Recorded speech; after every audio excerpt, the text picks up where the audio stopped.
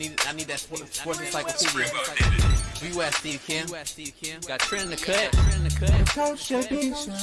What are you? He's the best. Yeah. He's a master motivator. I'm a master motivator. I ain't no regular ass motivator. I'm a fucking master. Coaches tried to make practice so hard that the game was less intrusive. Like they coached you that way. Like people think, well, they were just yelling. No, they were trying to put you under stress and put you in under duress so that when you got in the game, you could mentally handle adversity. If you go through JUCO and you make it out of JUCO, you can make it anywhere. I respect the hell out of you to see that you're doing what you're doing and still doing what you're doing for real, the way you do it, man. From day one, you had the same enthusiasm. You keep the same enthusiasm, and it's fucking contagious. In my opinion, I think Shedeur Sanders is the best deep ball in college football. I don't think he's. Can you just say something nice about Shedeur Sanders?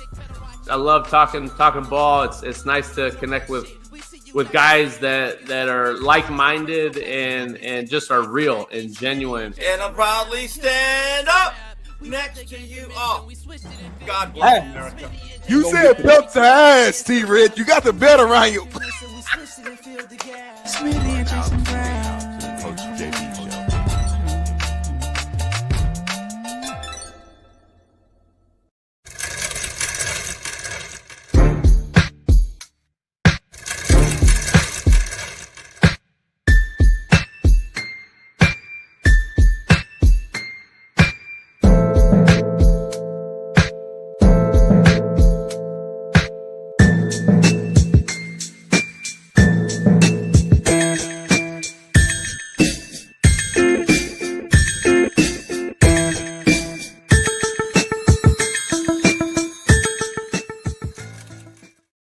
Yeah, what up? It is Free Game Friday. Let's start it off right. Let's bring my main man right in the gate. It's Free Game Friday. We got lots to discuss. BPS today. Smitty got to go and do some things, come back. We got guests on. We got 3 guests on, 4 or 5 guests. I don't know, 6 guests. We don't even know anymore. We don't even care no more. We don't even announce it anymore. We could have like 2 Hall of Famers on today. We don't even know. You don't even know.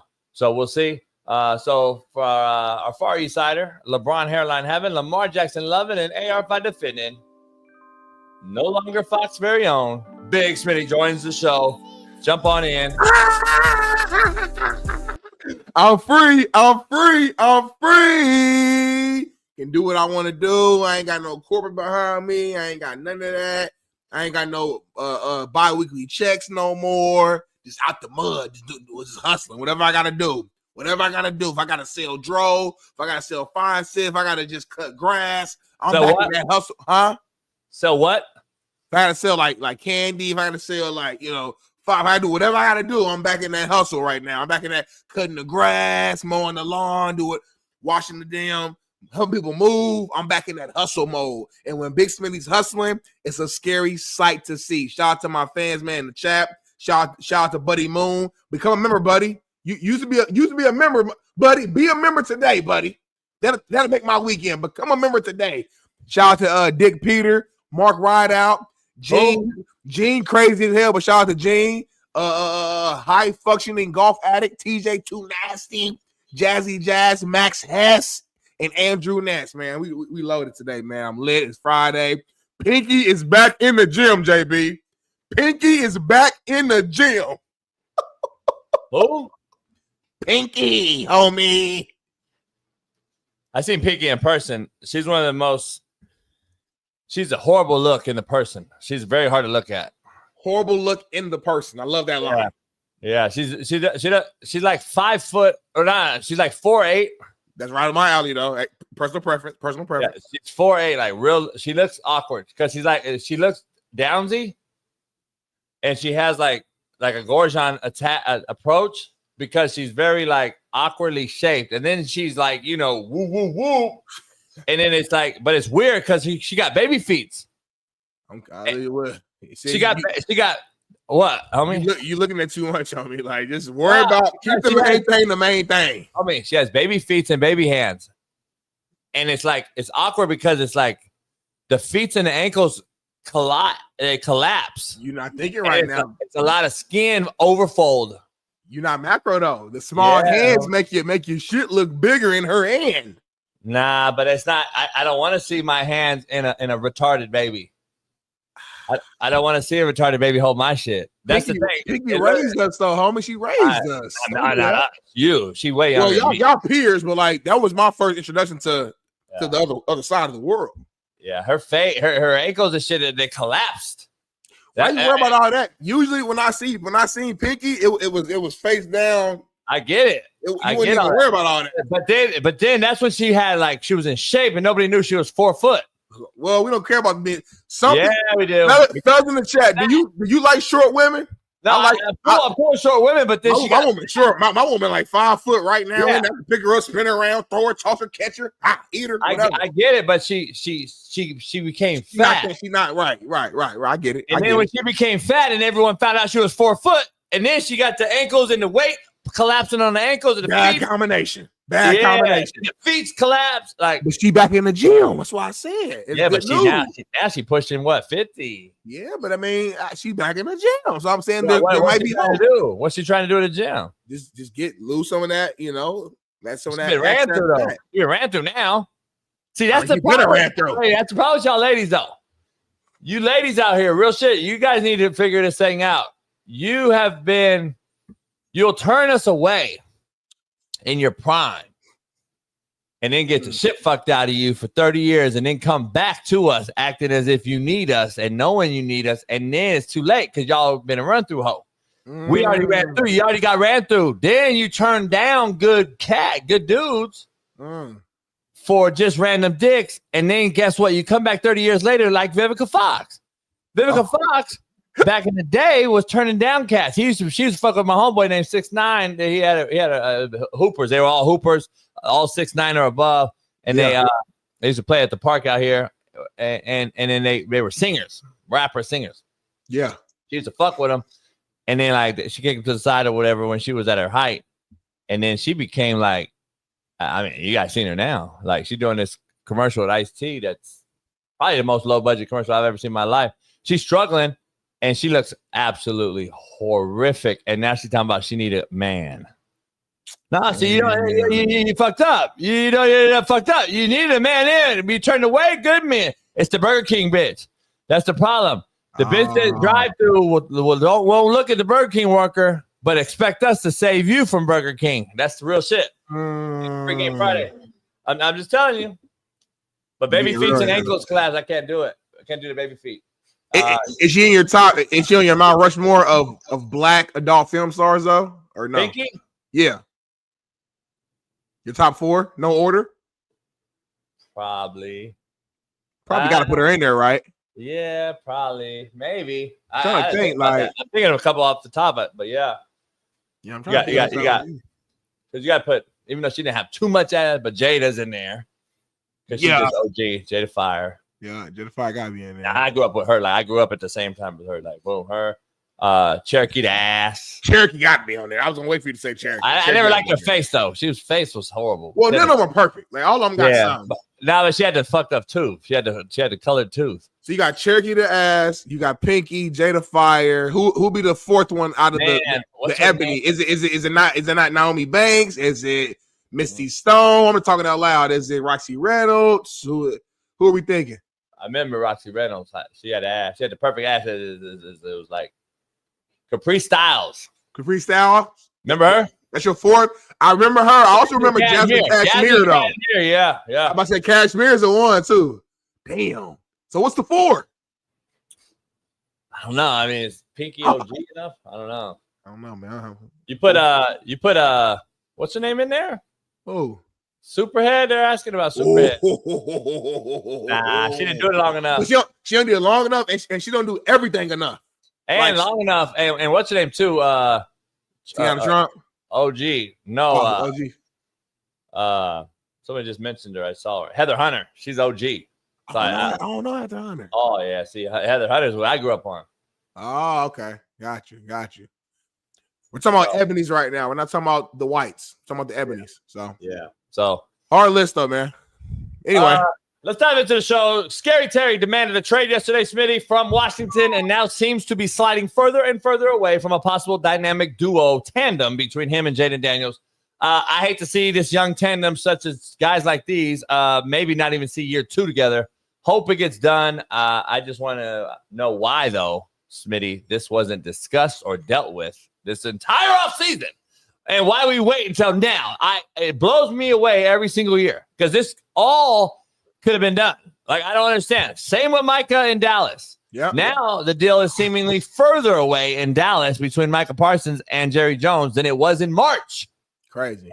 And reported by Adam Schefter this morning. So, I don't know. And positive news for the player and I guess the Knicks fans, Mikal Bridges, who I like a lot, signed a $150 million deal to stay there in New York. And then Carlos Carrera returns to the Houston Astros in a trade from the Minnesota Twins. And my Doyers still hold on to a division lead over the Padres, but seem to be struggling to kick it into gear. It looks bad right now.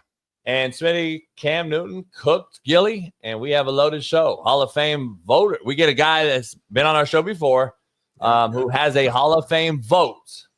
And he'll be joining us in Howard Bowser and 85 Super Bowl champ, Chicago Bears broadcaster and former player, Super Bowl champion Tom Thayer joins us. So we'll be having a loaded show today. But quote of the day, Smitty, right out the gate. Very complex, deep one. Okay. So you got to pay attention.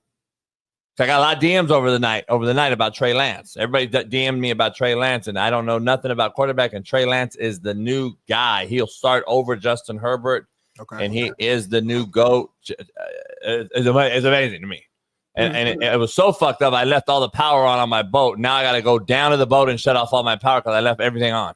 No. Yeah, I was drinking like 3 Palomas. Ruben came after work. We were there at night and fucking – I don't recall shutting off my batteries. I mean, power's on; it's being charged. It's not going to do nothing. But it's still not good to keep all your lights on in the house all day. You know what I mean? Yeah. There's no lights on, but my speakers are on because I didn't shut the fucking. Anyway, quote of the day: when they laugh and call you crazy, remember that crazy people built the Ark, and the experts built the Titanic. Woo!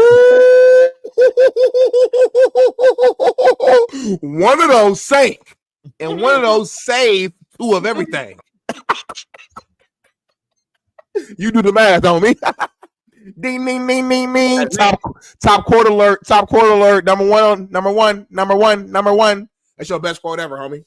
Ever. Hell, I just do that together. Exactly. I like when you throw shit together. Your best work comes when you actually try to study and take your time. It'd be horrible. This right here is real. Is deep. Say it again. It's religious. It's godly, and it's like this is some stuff that I would put on a shirt, put on my wall. I'm gonna say it again. Go ahead.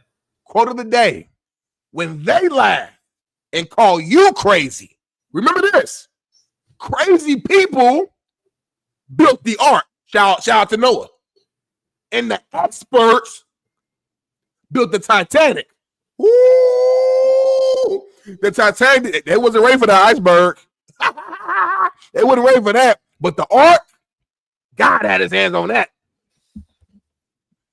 That's powerful, homie. I'm feeling I need that every day. That quote, that's powerful. I got another one now. Let's keep the same energy. Contrary to belief, keep the same energy. No way, homie. Contrary to belief. Arguing with people who should have been swallowed is counterproductive. Contrary to belief. This motherfucker, boy.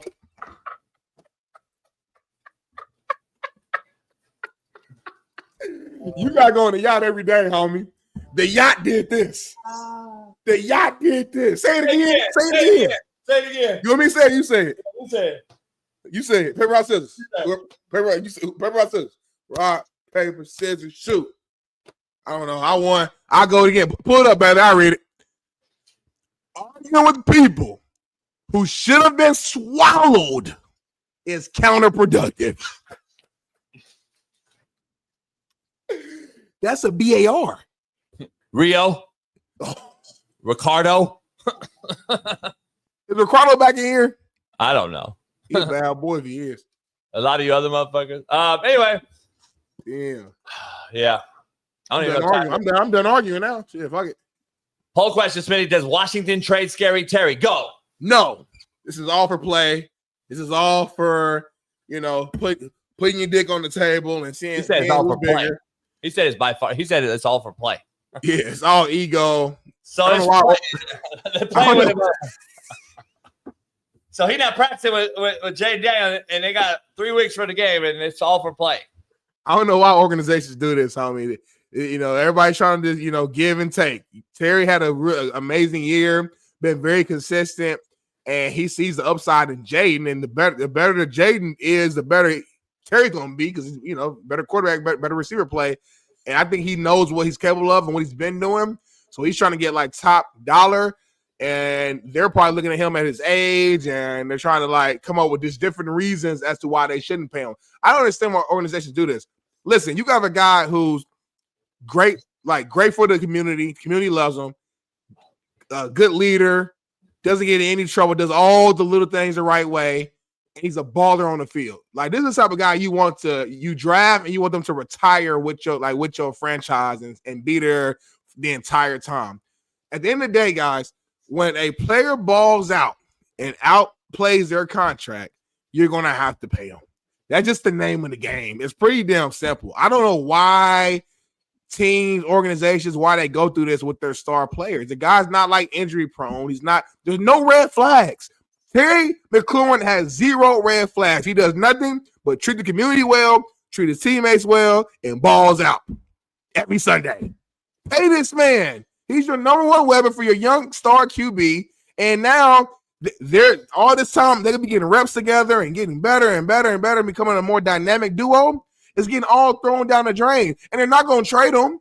They're not gonna trade him. They're gonna end up paying him what he wants. Very close to the end of camp. He's gonna miss all the camp, start the season off rusty, and then boom. And we're gonna wonder why. Like, come on, y'all, get this shit handled now. Pay this man and let him ball out. I don't care about his age. He's healthy. And he balled out last year. All this age stuff, the age thing has moved. It's no longer 30 years old. These guys are not getting watched at 30 anymore. With the technology, the doctors, the science, all the resources, 30 is not the age. I think it's like 33 now. It's moved. Let this man pay this man what you owe him. Tired, man. I don't know. So he's been in the league almost how long? 16. It's about like what? What year is this for him? Was it 9?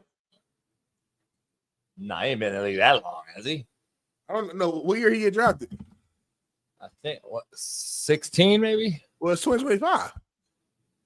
But did he though? I'm just trying to think. Nah, I don't think he's 16. He was drafted in 2019. Yeah, I'm about to say he 19. So him like the same age, I think, or he a little younger than me actually. Yeah, he's 29, about to be 30. He a little younger than me a couple years. From Indy, went to Cathedral. I think I played against him. I didn't even know he wasn't no dog yet. Bailey, can you just pop it in and then take it out? Just so Smitty can see it. Pop it in and take it out. I'm gonna just say Paul just to say it. You don't have to say Paul or something. Mm-hmm. Anyway, there's a DM I got. It was a video, and it was a jet ski. Oh shoot! Did you see it? Nah, but if you you want me to see it personally, just have Bailey text it to me, and I can look at it that way. No, how about I send it to you on DM? That's what I just said. I'll send it to your DM right now, Instagram. All right. Take a look at it, evaluate it real quick for me, and then I'm going to tell you what the message was with it. Okay.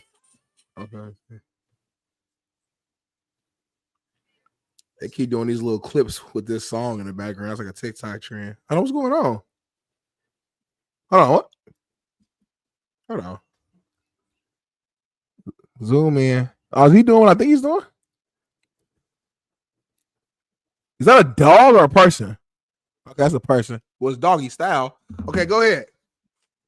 So can you explain what's going on? It looks like there's a person hitting another person from the back on the jet ski. But I can't tell who the person who's getting hit. I can't tell what it is, who it is, but there's 2 people on the jet ski. It's not me. Right. It's not me. I'm not involved. I got the message. I'm not involved. Yeah, I don't think that's LA Water. Yeah. So I don't think it's JB. Basically, there's a cat similar to a Barstool situation, but it's on a jet ski on the water. Yeah.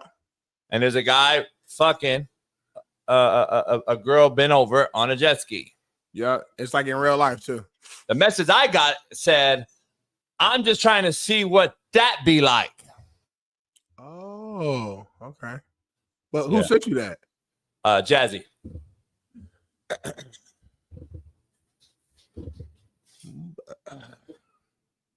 Moving on amicably. Shout out to Joshua H, man. Shut the whole show down, man. Shout out to Joshua H. He know I'm struggling right now. I can't pay rent. Today's the 1st. I don't know how I'm gonna pay rent. I got to the 3rd until they kick me out.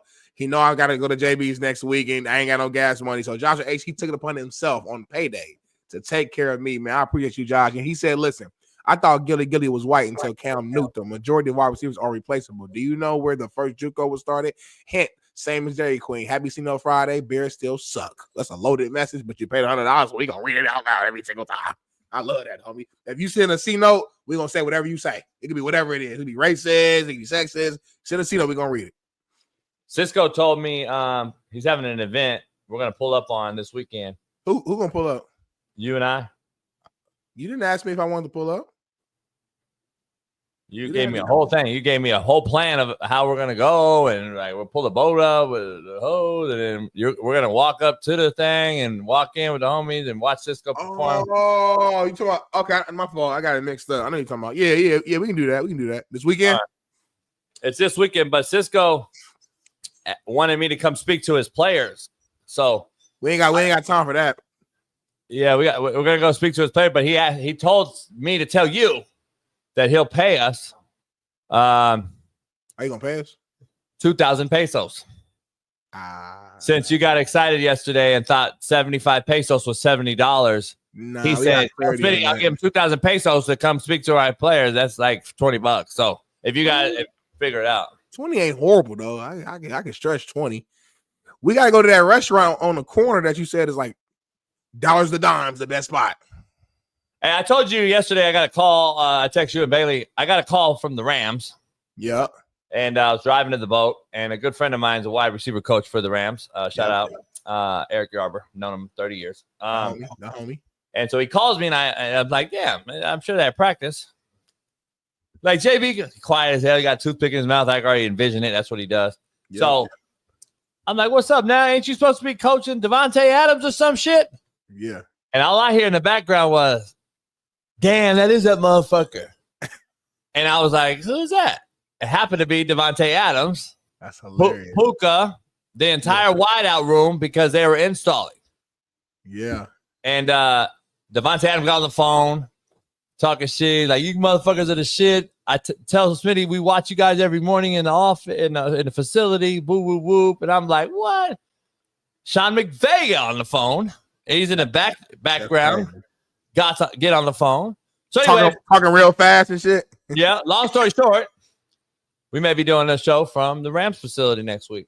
Man, that's hard, man. Shout out to the Rams, man. I'm rooting for y'all now. I mean, I was already a loose fan anyway because I like how y'all run your organization. It's very professional.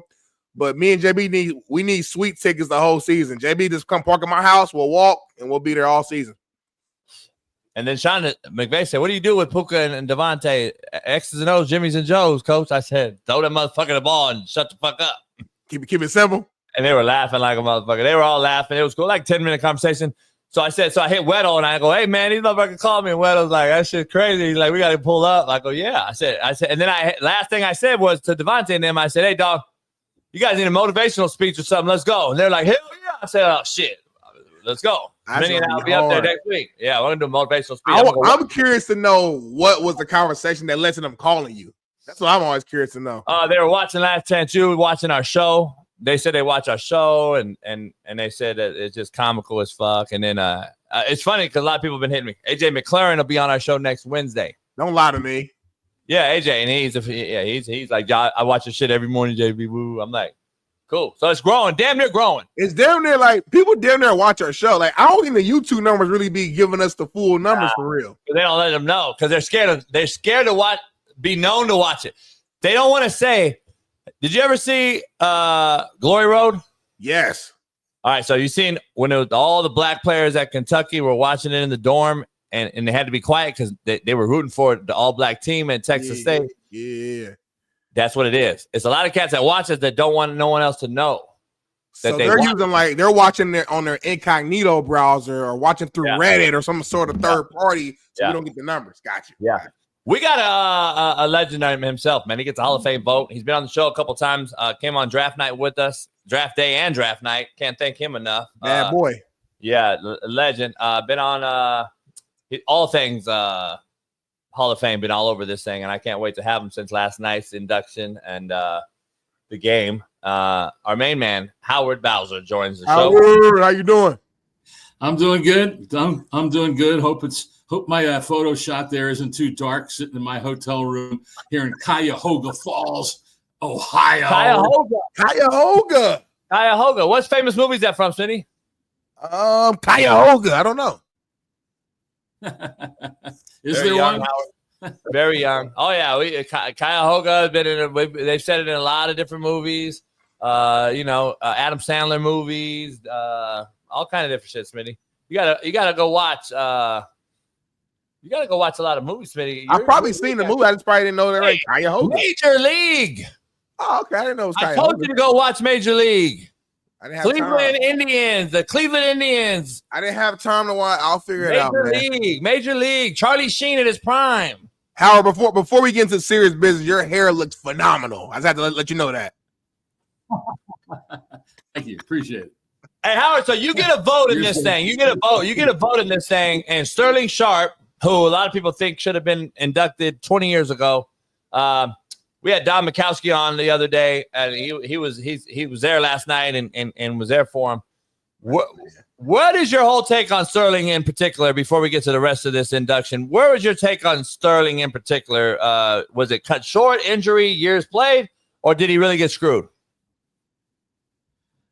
Well, I mean, he's going in now. And so it's interesting when you talk to guys. And that's one of the great things about being here for me at this weekend, which I've been doing for a long, long time, but been doing it for Sirius XM NFL Radio. This is my 18th year with them doing this weekend.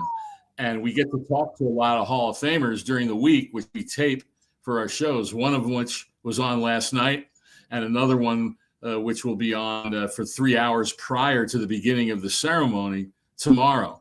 And every guy you talk to, whenever you ask them about waiting, what was that like? And they said, yeah, it was tough. It was hard. But once you're enshrined, it all washes away. And many of them say, in some ways, it was kind of cool to have to wait a little bit because those that have families and kids, their kids can now appreciate it and join it, and enjoy it rather than having, 4-year-olds who don't know what the heck's going on. And so Eric Allen, for example, man, he had to wait a long time. He's having his son, Austin, present him. And, Austin, I think he's in his mid to late 20s. Well, if Eric Allen had gotten in, 15 years ago, whatever it might be, he would have been, 10, 12 years old. So right. There's a lot of appreciation. But in terms of Sterling, there's no question that the shortness of his career affected his candidacy when he became eligible for the first time. Because unfortunately, sometimes we look at only numbers and then you look at total numbers. And when a guy only plays 7 seasons, you look at those totals and you say, well, you've got other receivers coming in and guys who played 12, 15 years, and you end up going for them first. But I'll never forget, guys, when his brother Shannon was enshrined numerous years ago, the great tight end. And Shannon, during his speech, was talking about, I hope all you selectors out there will look a little closer at my brother's numbers when he was playing, for the years he played, because he was better than me. Now, granted, it was a little different position, but he deserves to be in more than me. And I remember saying, I said, well, let me look this up, because I hadn't looked up, his when you look up his year-by-year numbers, I mean, they're phenomenal. Yeah. They're incredible. And that was somewhat before the passing game exploded in the NFL. So it was a long haul for him. I think that we on the committee started looking a little closer at guys with shorter careers I would say maybe about 10 years ago when Terrell Davis was selected and Ken Easley was selected and Tony Baselli was elected. And I think those decisions to get those guys in opened the door, for someone like Sterling Sharp, who had that short career. So it's, and he's taken it, great. Had a chance to talk with him yesterday with Vic Carucci, who I've been co-host shows with here in Canton when we do the show. Yeah. But we talked to him, and he just takes a very pragmatic approach to it. And he's, like I said, he's appreciative of going in. And like I said, many of them talk about, well, you're in now, so all those past years, they kind of wash away, and you never forget them, but it gets a little bit on the back burner. Let me ask you, how much stock do you put into Drew Pearson paving the way for a guy like Sterling Sharp? We've had Drew on the show. He's been vocal about being kind of denied over the years. Hut. Shout out to Drew Pearson. He was great on the show. Yeah, he was. But he kind of pushed it social media wise as he got older. He started to push a vocal approach like, nah, I need to be in. I'm getting screwed. We have another person that we're going to have on our show during the season, and Mark Clayton, who's in a similar situation. And then I also agree. We had Dick Vermeil on the other day who said Torrey Holt not being in yet is just criminal. So I where are you at with that? Do you think Drew Pearson helped get a couple of these wideouts? And do you agree with Dick Vermeil? Is wideouts the hardest position to put in? It has become one of the hardest. I think edge rushers has become pretty hard because there's so many good ones and guys who have compiled sacks. I'm sure Drew, to a degree, helped everyone else. And going in as a senior, I mean, like you said, he waited a tremendous amount of time, and he played at a time where the passing game wasn't king as it is these days. And I think that's kind of jumbled the issue. I mean, I recall back, whatever it was, maybe 10, 15 years ago, when we had Andre Reed, Chris Carter, and Tim Brown, who were finalists year after year after year. And it took several years before Chris Carter finally got in, because I think what happens sometimes there's vote splitting, and that's just reality. When you get into that room and you have 15 finalists, and then you have a reduction to 10, and then in the past to 5 before they change that whole process for this year's class. But now when you're voting, most people aren't going to vote down to 10 for 3 wide receivers if they're all in the final. So you get vote splitting among the group, which only numbers right now 50. And then what ends up happening is no one gets enough to move on. And the one thing that I've always said is, when you vote from 15 to 10, we don't know who number 11 was. We don't know how many votes they missed by. Might have been 1 or 2 votes. Same thing when you got from 10 to 5, which you normally got in when you got to that 5. And you don't know who was 6 or who was 7. And that's kind of the reality of it, especially when you have multiple players at one position. And so I think that's affected guys. Well, finally, when Chris Carter got in, Andre, I'm pretty sure it was boom, boom, boom. Andre Reed got in the next year, and then Tim Brown got in the next year. And now we've kind of been in that again. Back there was Terrell Owens and Isaac Bruce, and Randy Moss went in as a first-time eligible, but Bruce had to wait a while. And now Torrey Holt, he was a finalist for a couple of years with Reggie Wayne and Andre Johnson, who got in, pretty quickly. But yeah, wide receivers are very tough because the numbers have skyrocketed, so much that you say, well, how do you separate these guys? And I have a soft spot for what Dick Vermeil said, because I present Torrey Holt's case every year. And I think, and he was hurt or affected, maybe not hurt's the right word. He was affected by the fact that he, Isaac Bruce, Kurt Warner, and Orlando Pace all became first-time eligible in the same year. The same year. Marshall Faulk too, no? What's that? Marshall Faulk too, right? He had gone in already. Okay. He had gone in already. Yeah, he mentioned that. He said that the Rams had so many Hall of Famers at once, they felt like it was too many. Well, and I don't know if anybody feels it's too many, but there's kind of a pecking order. Yeah. And I thought that Orlando Pace should have been a first-time eligible or he should have been elected, but he wasn't in his first year. And he was a finalist with Kurt Warner. Those two guys were the finalists that first year. Well, neither got in. Well, now they both came back as finalists the following year. That year, then Orlando Pace got in. Well, then I'm pretty sure it was the following year, Isaac Bruce slid in with Kurt Warner as a finalist, and Kurt Warner got in. Took a couple more years to get Isaac Bruce in, and meanwhile, there's Torrey Holt. He's kind of waiting, his time, and the committee, to me, people miss out on these nuances sometimes. The people on the committee showed their respect for Torrey Holt because when Isaac Bruce was a finalist with Owens and with Randy Moss, those two guys got in and Isaac Bruce didn't, right? And so then we move forward, and I quite frankly thought that Torrey Holt wouldn't become a finalist until Isaac Bruce got elected. Well, guess what? Torrey Holt was a finalist in the year that Isaac Bruce got elected. So that showed the respect there was for Torrey Holt, who had been a semifinalist, has been a semifinalist every year of his eligibility, which I believe coming up in 2026 will be either his 11th or 12th year of eligibility. And I thought this year was going to be the year.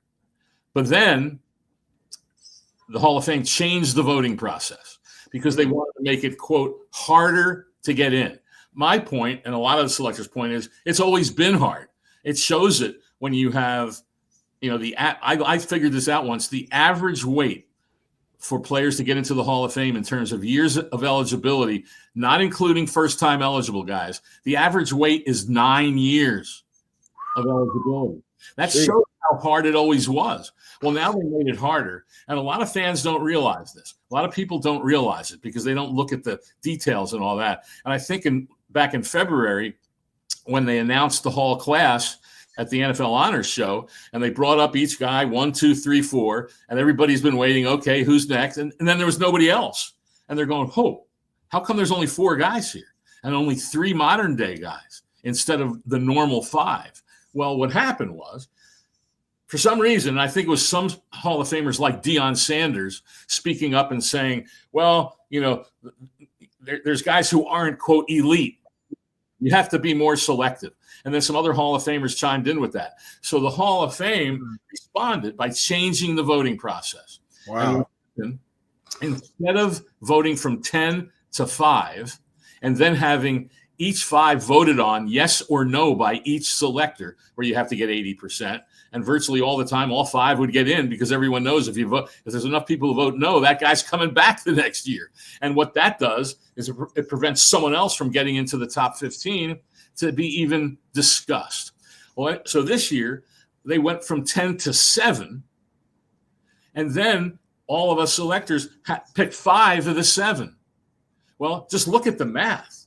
You talk about vote splitting, and that's what's going to happen. And so to get 40 of 50 votes is hard. And that's why 3 modern-day guys got enough votes. Now, we don't know who – I was told that there were 1 or 2 guys who were right on the cusp.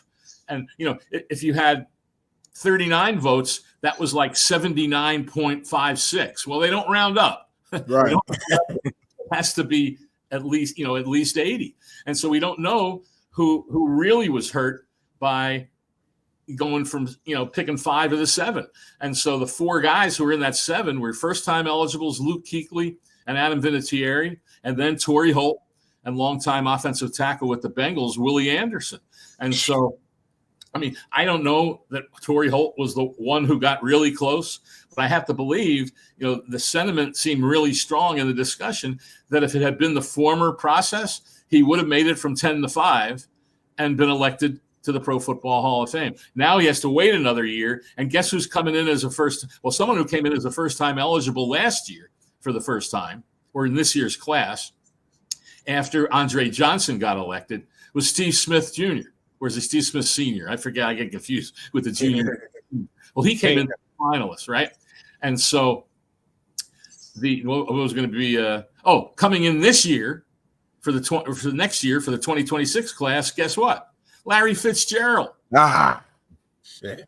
As a first-time eligible. Got him in there. That's a hell of a breakdown. That's a hell of a breakdown. I don't think people realize what you just said. Yeah. Nah, it's tough. Harder. And like I said, I don't understand why they wanted to make it that hard, to get in, because all it does is it's going to push more guys into the seniors category, which if you looked at that whole list of players, you'd be shocked at how many guys are in there. But here's the absolute math of it. 3 guys get in. That means 12 finalists did not, right? So most of the time, all those finalists come back. So now you've got 12 of the 15 already, right? Right. In addition to Larry Fitzgerald, how about this? Drew Brees, Jason Witten, Frank Gore, Phillip Rivers, and Phillip Rivers. Yeah. So unless someone who was a finalist last year gets bumped out, there's only room for 3 of those guys in the 15 that get discussed in a group meeting. So I think that those are that have to be looked at a lot closer. I kind of agree with some of the chat, Howard, about why is there no pecking order as far as like the guys that paved the way that have earned it. We all saw it. Everybody saw those guys, and get those guys in. And then we can talk about all this other math, but I guess it's just not how it works. I mean, I understand Don Mikowski the other day said, listen, there's the Hall of Fame, but there are different rooms inside of the Hall of Fame. And that's what Dion, I think, was alluding to. I think there's different top tier, the second floor. There are elite. There's no question about the first-time eligibles, and there's some guys that you wonder, well, I don't know that he was truly a first-time eligible worthy guy. But, yeah, there are the elite of the elite. We always joke, and not joke really, when someone presents a Hall of Famer at that meeting, and if it's Peyton Manning or it's Jerry Rice, whoever it might be, or when Tom Brady comes up in a few years, when the presenter gets up, he says, to make his presentation, he says, I present Peyton Manning for the Pro Football Hall of Fame, and they do a mic drop and don't say another word, right? And then they open it up for discussion, and no one says another word, and you move on. But I like that. I like that. There's some swag on it. Yeah, a lot of guys aren't in that class, but so be it. The Hall of Fame, let's be honest, if it's all about the celebration in Canton, I mean, the Hall of Fame wouldn't want a celebration if, like they had in baseball sometimes, where there was one guy got voted in. I think there was one year when nobody got voted in from the modern day players. They've always had a minimum that get in. And that's one of the things to me. They say we want to be more, what's the word, sacrosanct, whatever it is, about that 80%. But here's the thing. They created minimums. Of the modern day guys, the minimum was 3 to get in. The maximum was 5. Right. But the minimum was 3. So we don't know if all 3 of those guys got 80%. So they're admitting that someone might, because they'll take the next guy, even if he didn't get 80. Well, how fair is that? You might have had somebody else, prior to that was very close, had more of a percentage than someone who got in. We don't know the answer to that. So they created these minimums. They've had the minimums for years because they wanted a celebration. And so there's kind of a contradiction there. And I'll get quickly to the seniors. Here's something that the Hall of Fame did starting, I think it was 2014 or 2015. They separated out the contributors, general managers, owners, because it was very hard for those guys to get in when they were considered along with modern day players. So they created a separate category. And you started seeing contributors getting in. Ron Wolf, Bill Polian, Bobby Beathard, Gil Brandt, owners, Jerry Jones, Pat Bowen. You started getting more get in because of that. Then after the Centennial class in 2020, they removed coaches from the modern day players. So now you had more coaches go. You had a coach pretty much going in every year, right? Except one year, Buddy Parker didn't make it. Then because of that, what we call the seniors abyss, because there's so many quality players in there, they went about 3 years ago, they went to 3 seniors nominees each year. Now, each one has to get 80%, and there has been some times when one of them didn't, but there's the chance of getting 3, right? Well, this year, in this process, instead of voting on each guy individually to see if they would get to the 80%, we had discussions on them, and then the committee voted for 3 of the 5. Well, here you have the vote splitting again. So Mike Holmgren was the coach the coach finalist. Right. He doesn't get in. Sterling Sharp was one of the 3 seniors guys. So they opened it up to get more of those guys in. Then they create a process that's totally contradictory to it to make it hard, to make it so there might only be one. Man. So it's just bizarre to me the way they did this. They're not going to change for 2026. They believe, well, we have people tell us that, the chances are there would be at least, 2 from the 5 and 4 from the modern day guys. Well, look at the math. You can figure out how hard it is in all the logger. I don't know that they talked to a real mathematician, because a mathematician would have fed it through a computer and said, well, the likelihood is you're only going to get 3 and it'll be even 4. So, man, that's a hell of a breakdown. That's a hell of a breakdown. Now, I appreciate that. My final question here for you is just to get clarity on when you specifically are deciding who goes in.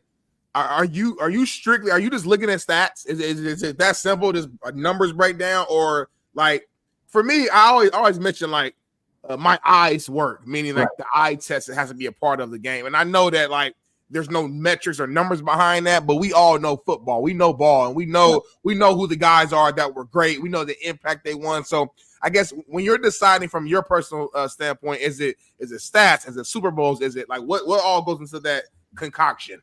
Great question, and I think that it's all of the above. And certainly the numbers are considered. The eye test is considered. Winning, I've always felt that winning shouldn't be that much of a decide. Sometimes it's a decider, maybe between one guy and another. But hey, we'll talk about Phillip Rivers. I don't know if he'll make the finals, but is it a ping on a guy or a coach for that matter? And they get to the playoffs a lot, but then they lose, let's say, as the Chargers did to the Patriots or the Colts all the time. You know what I'm saying? I mean, but yeah, so the eye test comes in big. And I'll tell you one thing, what's interesting about it, and I've thought about this with wide receivers especially. There was a comment made during the discussion about Andre Johnson. Well, he looks like a Hall of Famer. And I said, well, and I think it was 6'3", 225. Terrell Owens looks like a Hall of Famer. Big guys. Well, the smaller guys who probably have to maybe work a little harder to get open and run really great routes to be productive, like the Isaac Bruces, like the Torrey Holtz, like the Steve Smith, those guys. They, Calvin Johnson, another example. Oh man, he looks like a Hall of Famer.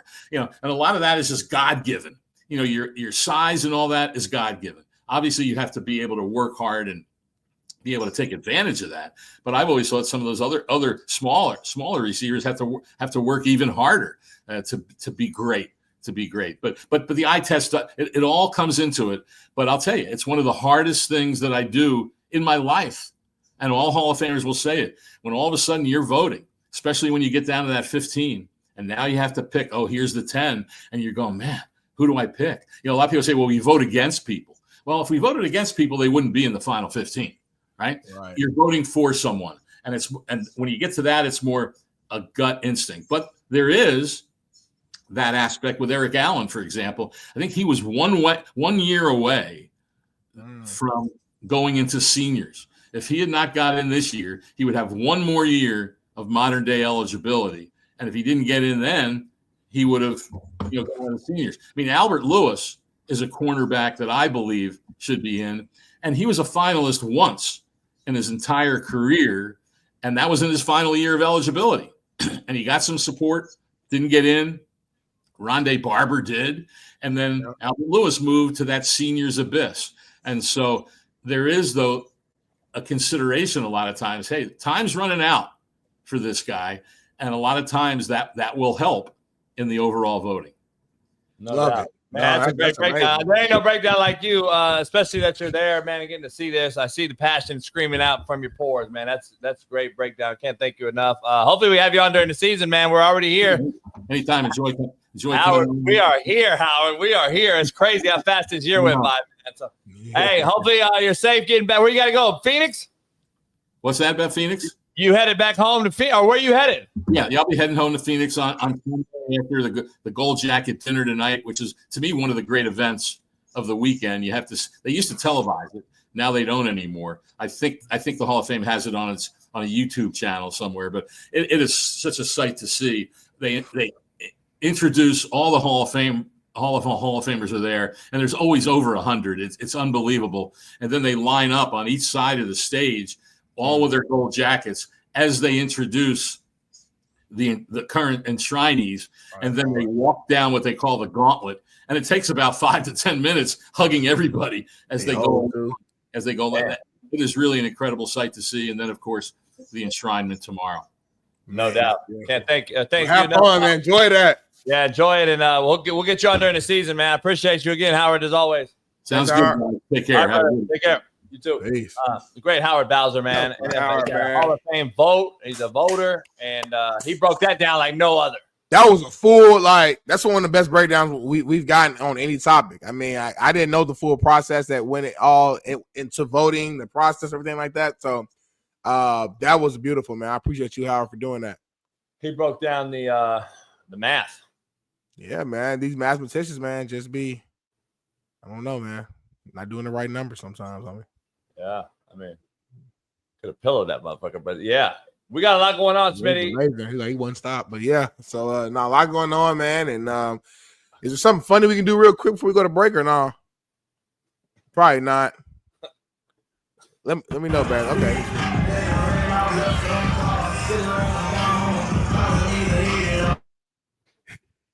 All right, now listen. All right, I'm on your side now. These motherfuckers playing around now. Bailey, you sent us in the group chat, but I didn't click on it. So this is my first time seeing it. This is some silly shit going on. Are they high, homie? Are these coaches smoking loud? This is crazy to do this in the middle. And this is really going. I don't know. Play it again. This is happening doing a real. Because let me see what they do. What they do behind them. They're doing a real drill behind them. They're playing that one game. You know that game where you arcade, it pop up, you got hit it before when it pop up.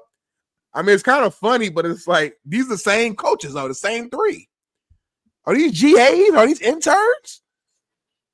I don't know, man. She kind of funny though, I ain't gonna lie. So yesterday I got a video from a buddy of mine who was at practice. Yeah. So I got a real video. I can't show it though, man, because he in confidence. But it was a real video, and Schottenheimer fucking lined the staff up and the players and ran them. We actually got that too, homie. Give us a second. Let me see. Okay, so and the staff. Yeah, I like that, homie. Change your energy up. I did that, and people thought I was a psycho. Yeah, nah. It is what it is. I pay you. You do your job. You're fucking around with the players, homie. This is a shit show. And I thought, okay, Schottenheimer, you see it too. So let's get it under the wraps. And I like it too because. But Smitty, that was after he ran them. You coaches think that, when y'all get mad at us, you guys are going to run until I get tired. Nah, run with us so you can know what type of hell you're putting us through. But that duck goose shit you just saw was whack-a-mole. After he ran him. How you know that? Because I know when this happened.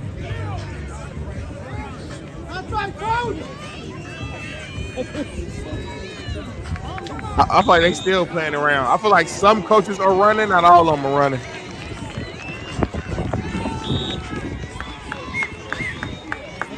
They all running. They all running. Okay, the big fella's running.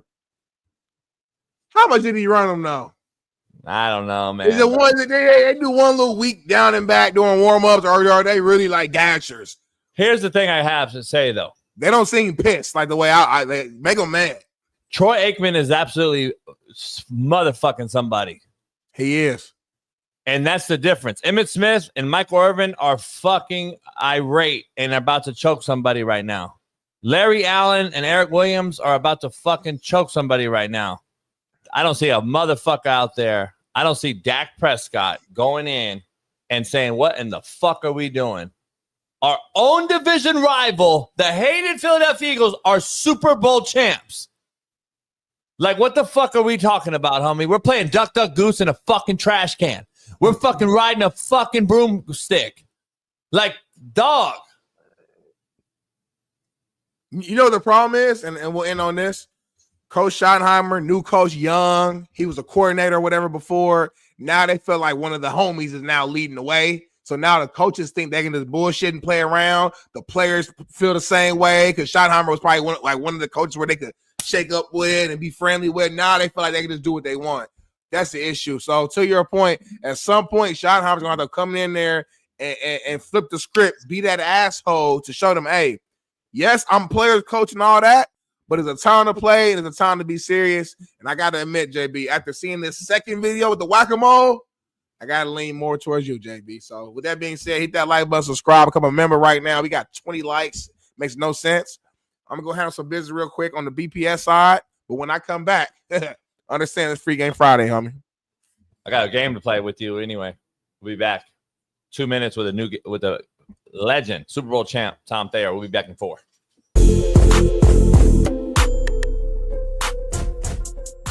Hey, well, fuck it. I'll go home tonight. I'll drink my yak and smoke my stick, and I'll get it back cracking.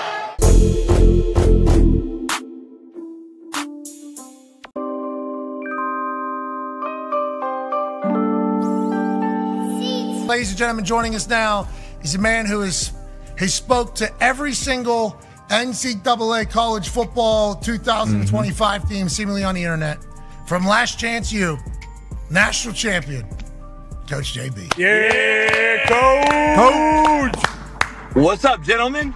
Coach, just great car, great stick. Thank you for pulling off to the side of the road. Hope you don't get killed here. Honestly, the side of the road, LA, I assume, that's not necessarily the safest place on earth. So we'll make this quick. How do you feel about all of these new coaches now in this NCAA college football 2025 game using your speeches to motivate these boys from one side of the country to the other, Coach?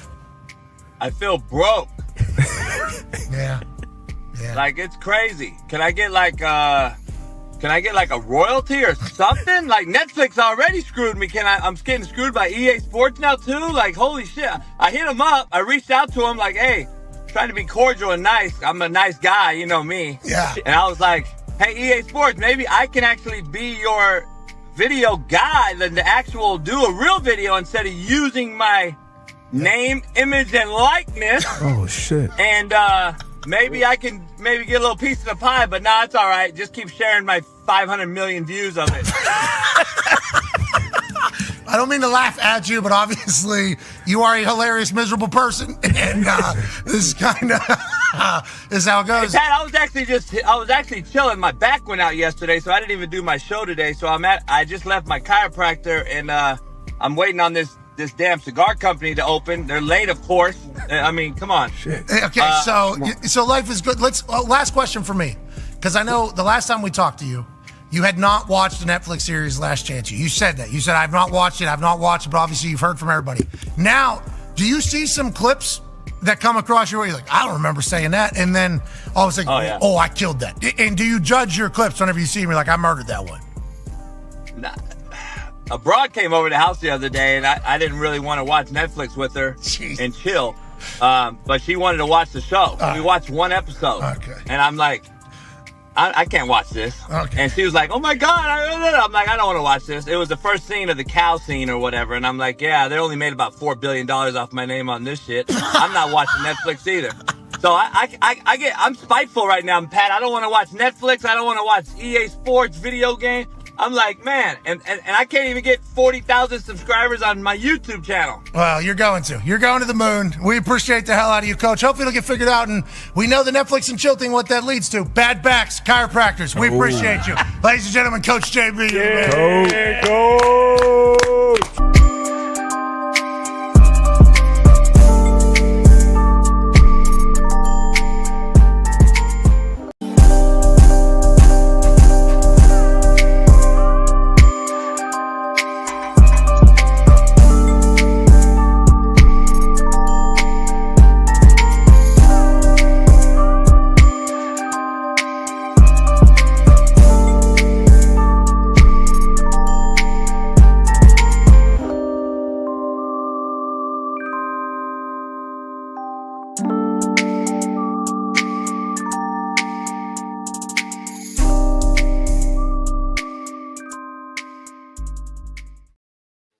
We are back in the building.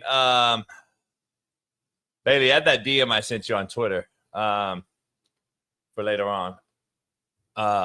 We're back. Pound that like, man. Subscribe. Become a member if you're not one. We got a lot going on. It's Free Game Friday. Next Friday will be our last show for a 2-week vacation. So make sure you put that down on your schedule, calendar, what have you. The 8th, we go dead for about 2 weeks, and then we will be back the 25th, the Monday after week 0 of college football. So we'll be ready to go.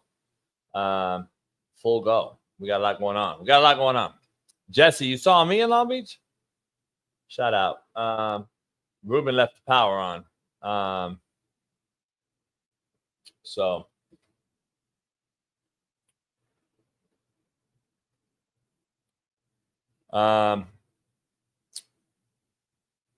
Ruben left the power on. I got to make another. So I got to go back out there. Jada, 2 weeks is quick. 2 weeks quick. 2 weeks to get it's like, what do you call it? What's the white people in porn call it? Edging? Is that what it's called, Lucy? Edging? Wedging? Something like that? Where they jack you off till you almost come, but you don't? What's that called? Edging? That's what it is. So you guys will be edged.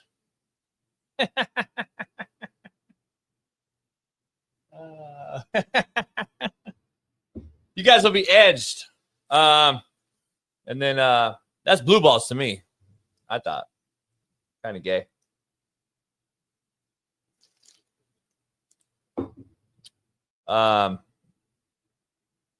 Make sure you head on over. Bailey, I don't know if you can show it, but we got some new merch. We got female merch added to the CoachJBStore.com.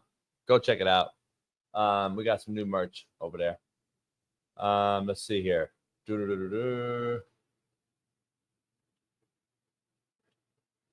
Oh, thanks. All right, bet. I figured that whole Riverside thing out, Bailey. I talked to somebody on email, and they sent it to me. Keith, the hoodies are not lame. How do you know? You haven't even got one. God damn. Some of you guys just like to talk.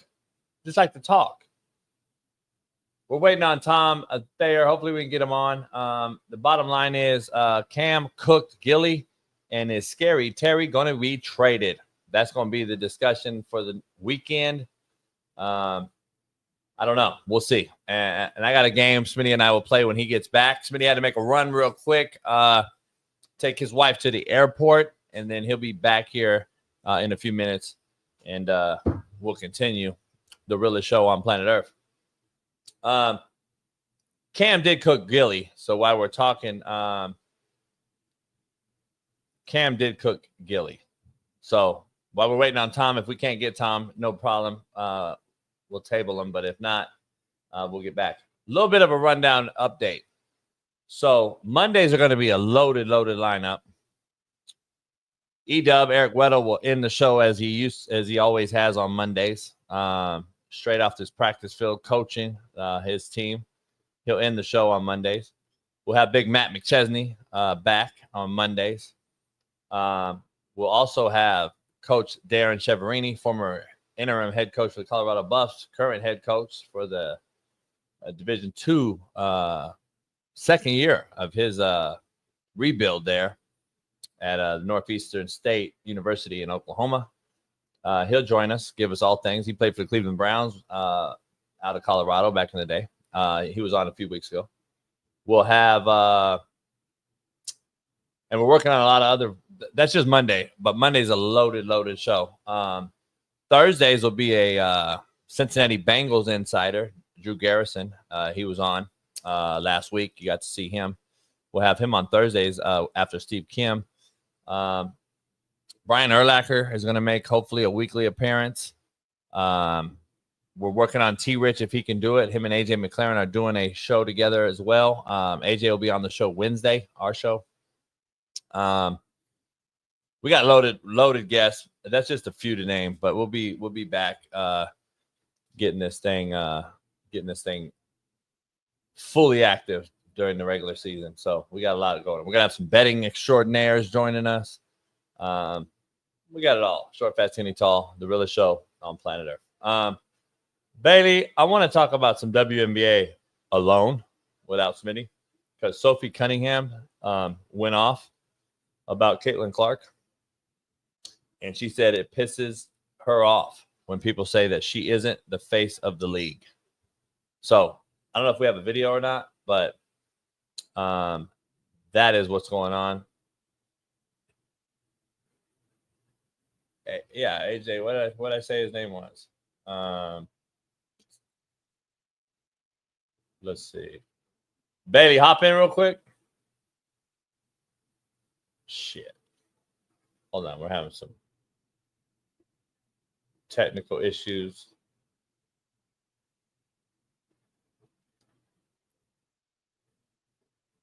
What'd I say, AJ McCarron? What'd I say? Bailey's on the phone with Tom, trying to get him on.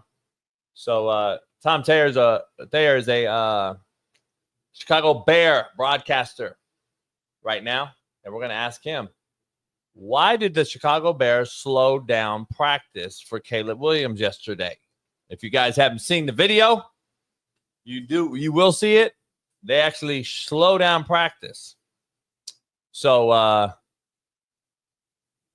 we are going to have Major League Baseball players on for the rest of the year. We will have some. We'll get some big ones on. We're going to try to get some guys currently playing on during the season as we end up wrapping up the show. Or, baseball season into October. We're going to get some guys. So, yeah, we'll get some guys on. So we'll end it up with some baseball. Ohtani, all over, something like that. We'll see what happens. I'm all over the place, Lamage, because I'm watching Bailey in the background try to get our guest on. Fuckstick. God damn.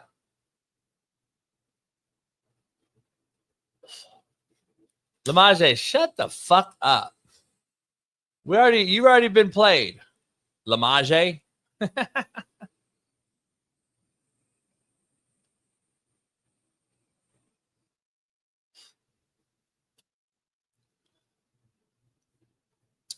I don't know if I can get Ohtani on, but that what's his name got his house broken into yesterday. You see that? What's his name? What's the cat for the Dodgers? The pitcher? He got his shit broken into.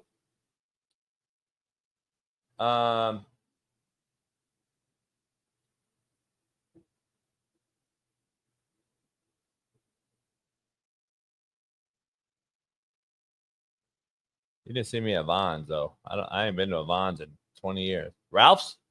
Maybe Ralph's. I ain't been to a Vons. Where's Vons at? Still Vons in Long Beach?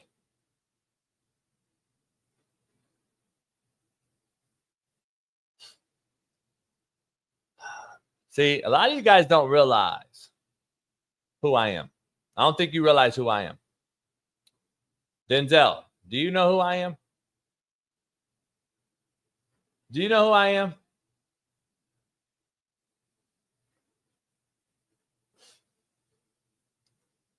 I'll bet. We got him in. I coach Kenny Lawler, Denzel.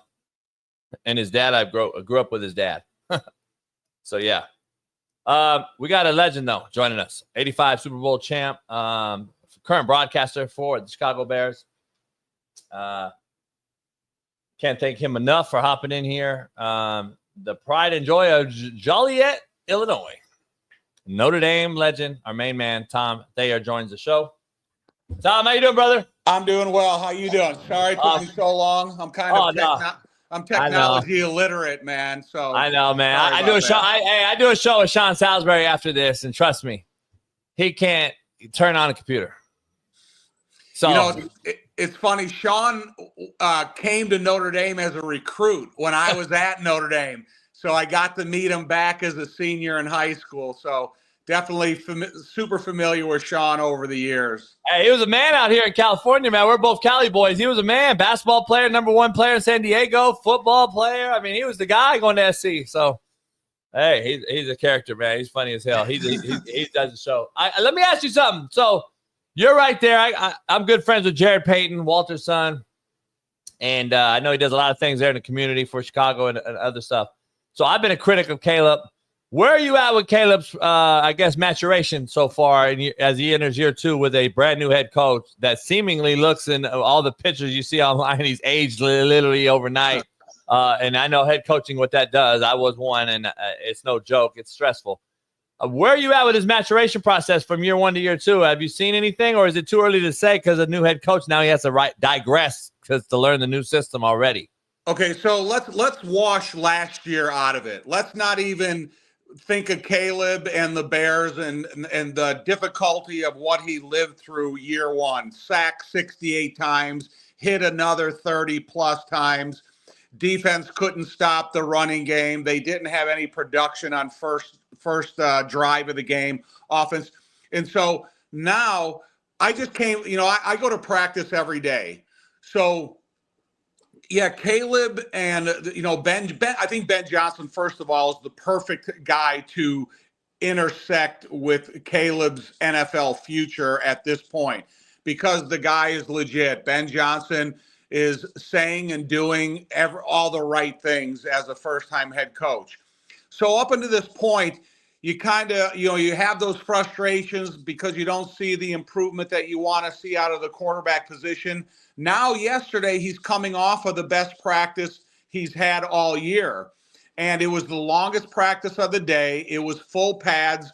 The conditions were perfect.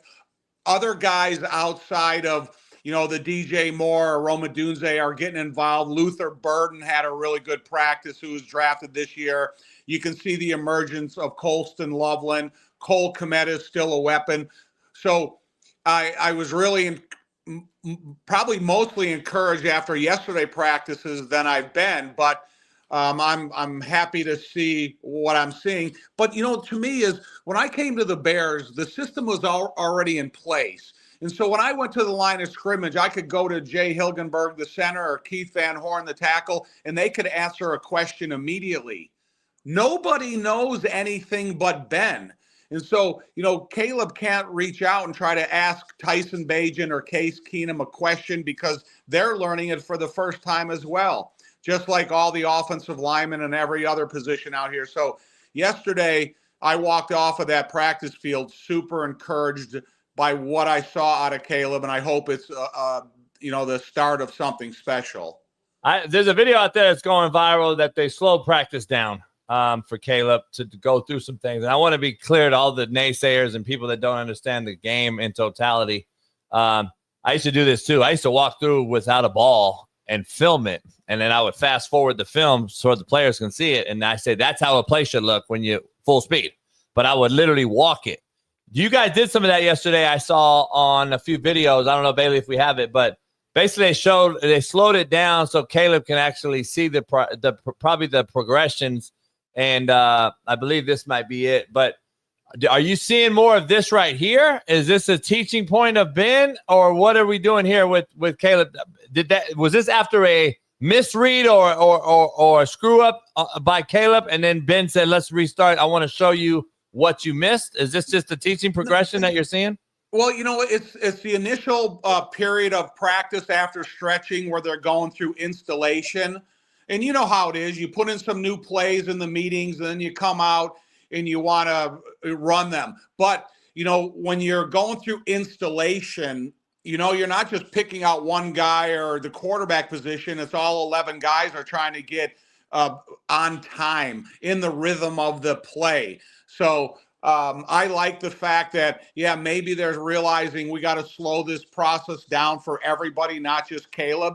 But I do think the quarterback probably gets the most out of it because, if you follow football, you said, okay, we're teaching him the footwork of under center play action. We're teaching him the footwork of moving pocket out of shotgun. So there's a lot of little details that they're repetitiously working with Caleb. And I think a lot of that stuff is starting to become second nature to him now. They got a new center that's in place. Dahlman they brought in from the Atlanta Falcons. So they have a little bit of a learning comfort zone to go through. And so I think those types of plays are beneficial to Caleb. What are you seeing from a guy that took 99% of his snaps in the gun in college? Last year was in the gun a lot, obviously, with the 68 sacks and everything you mentioned. What are you seeing with him under center? Because Ben loves to get under there, run, play pass, and boot naked and move the pocket in Detroit, obviously. Is Caleb grasping underneath center more and understanding that has to be done to be successful in this league to hold the defense? He's starting to learn the benefits of play action. So when I was here with Walter Payton, and it was everybody's, goal to stop Walter Payton and let someone else beat us, I think one thing Caleb is understanding is the initial influence play action can have to defenses and defenders. So if they get a guy that overreacts to the initial movement of a play, then that's all it takes to get someone into position because someone instantly is out of position. And then when you look at the 21 personnel, you got Colston and Cole Kmet, and then you got a running back in the backfield, whomever it is, and then you give a chance for an offensive line that I said last year gave up 68 sacks, can be a little bit more aggressive in play action blocking. Caleb now is finally, with full pads, is understanding the benefits of play action. I'm not a big fan of no pad football. I just don't like it. I don't like to watch it, and I don't think it does a lot for you. However, with these padded practices that Ben has had out there, he allows tackling. He's allowing these guys to have some big hits out there. But the most beneficial thing is if you can run the ball efficiently, then you can really affect the defense with play action. No doubt. I've become pretty close with Jim McMahon, obviously, hanging out with him. He's a neighbor of a buddy of mine up in Scottsdale, and got to hang out and have many dinners with him over at the house. And great dude. What was that, I guess, experience like, man, being on that team, coming from Notre Dame, going in there? You at the size you were playing O-line, and now you look at the O-line now and the size difference that you guys walking out. Chicago looks huge up front, as well as the NFL is. But what was that like when you guys got there and won it all, and then did the refrigerator Perry and the shuffle and everything else? I know Jim is playing golf today with Jay Hilgenberg, the center I played next to, and I grew up in the Chicagoland area. I grew up in Joliet, so I've been a Bears fan my whole life. So I knew everything about the Bears before I ever got there. And when I was drafted by the Bears in the 83 draft with Marino and Elway, I decided to sign in the USFL at first. And I played with Jim's offensive tackle, Nick Ear from BYU. I played with his tight end, Clay Brown. So I knew a lot about Jim and a lot of the Bears before I ever got there.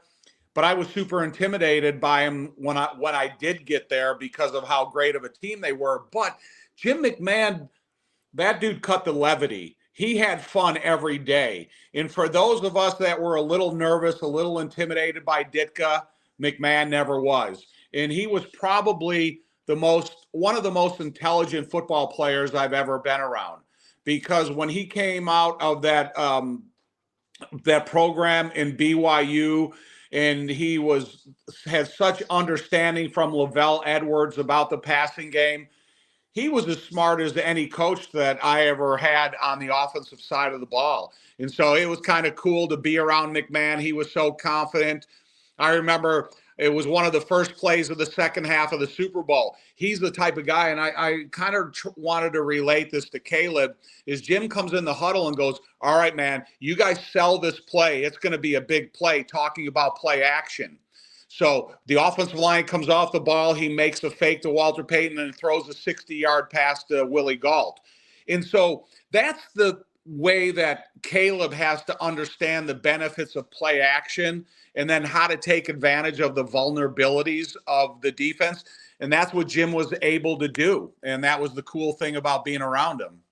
No doubt.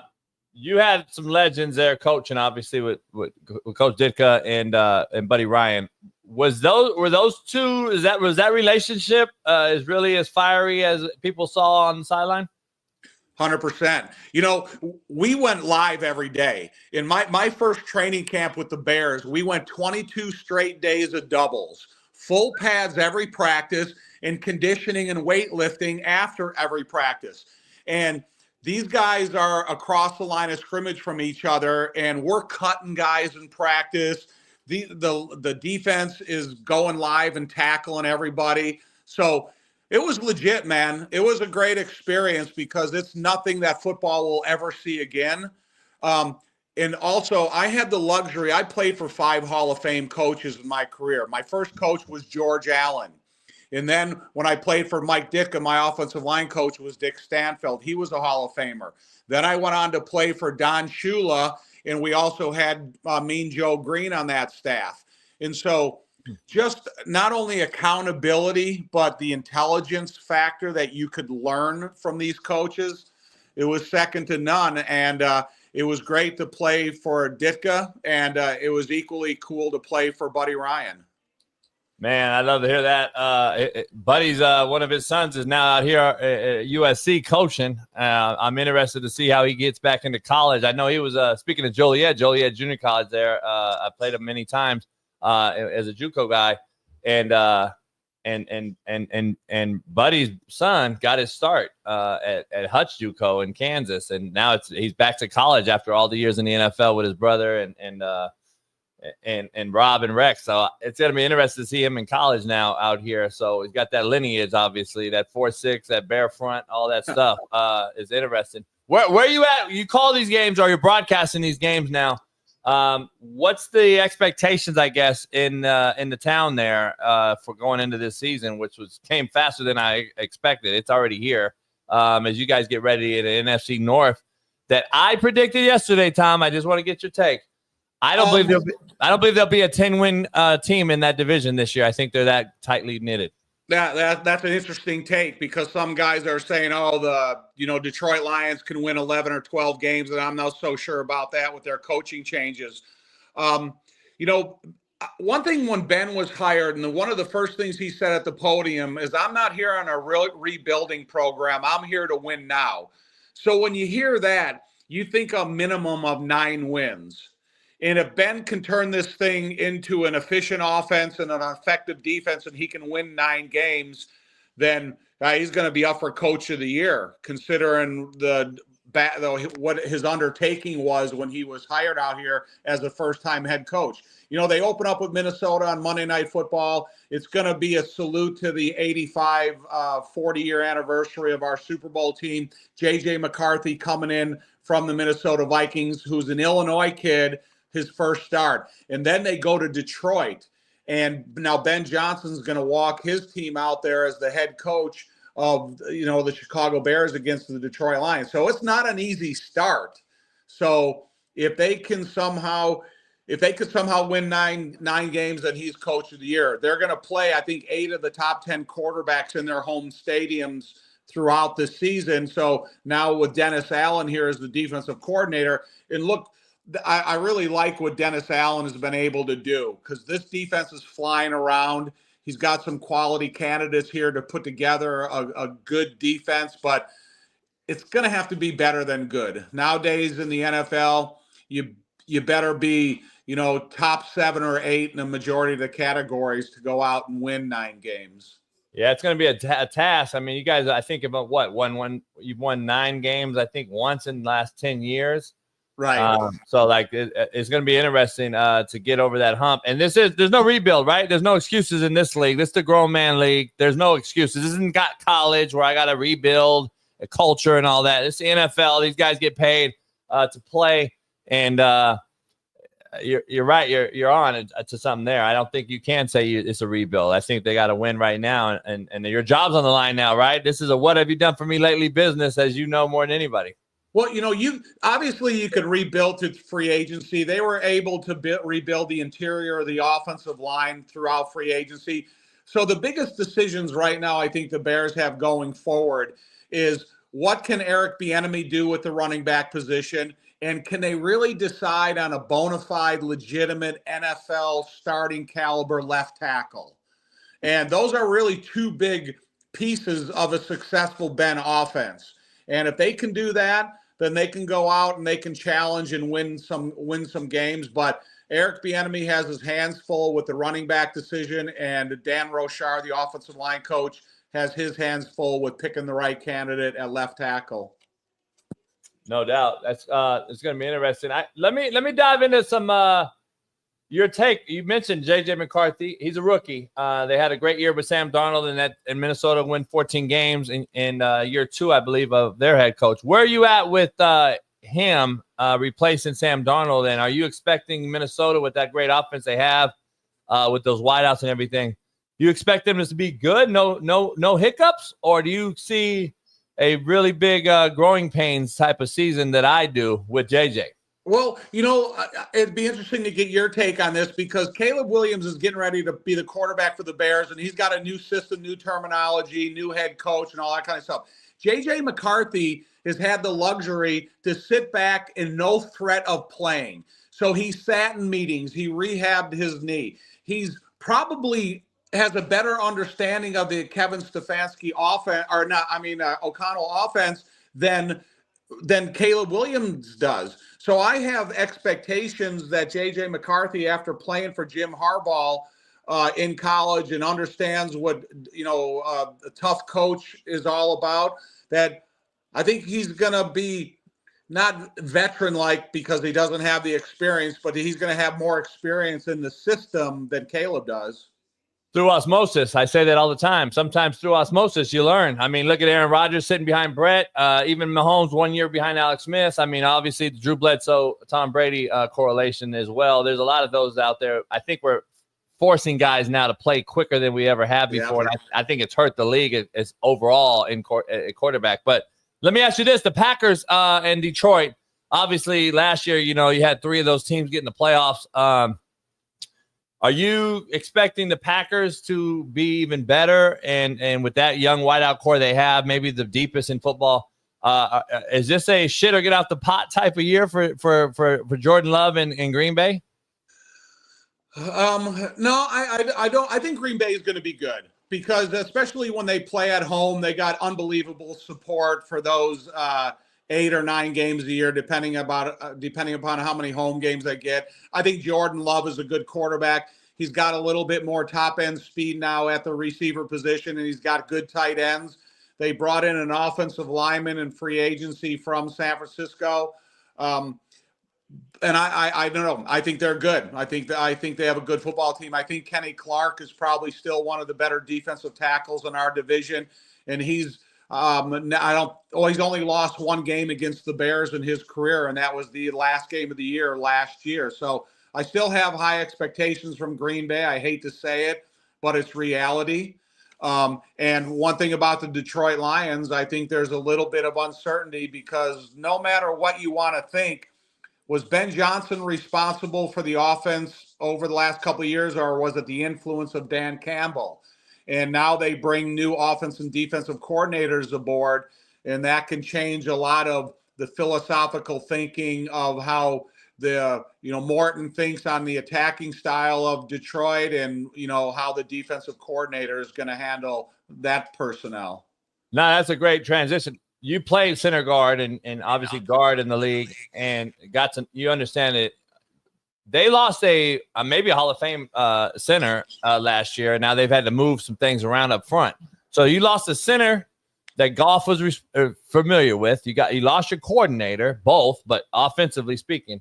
I see a little bit of digression, man. I'm just telling you, it's not that easy just to plug and play. I get it. These guys move around a lot, but losing a center, losing the coordinators, and now you have I looked at the schedule. Detroit's schedule is crazy the first 8 weeks. They got a hell of a daunting schedule, and you guys play each other the first 2 or 3 games. That's where I'm seeing in division, that's where I'm seeing a lot of, I don't know if there's 10-win team in this division. It's going to be tough. I agree 100% with you, especially with the transition of trying to make a guard a center.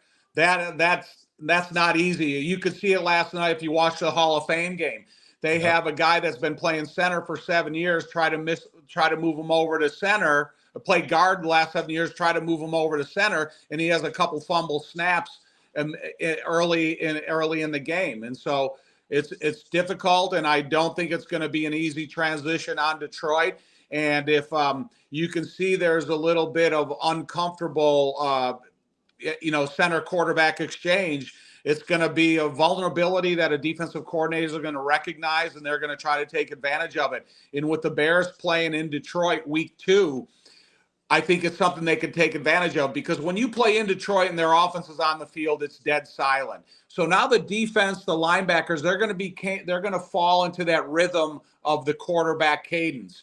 And then it gives you a little bit of more of a get off on the defensive line. And maybe you can push that center position back a little bit and disrupt their running game. And so that will be interesting to see early on that Detroit Bears game, week 2. No doubt. Wrapping this up, I can't thank you enough for hopping on here. What just through practice, you got Luther Burden, you said it was unbelievable talent in Missouri, and you got these you got wideouts, you Dunzy and these other guys. You got better. I thought you addressed the front better, O-line, D-line wise in offseason. You got bigger and more physical, in my opinion, just on the offseason acquisition.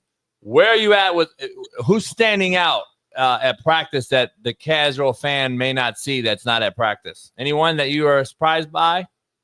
Well, there's a free agent they have, this kid, J.P. Richardson out of TCU. He's caught everything that's thrown to him. He's not super size. He's not the prototypical looking modern day receiver.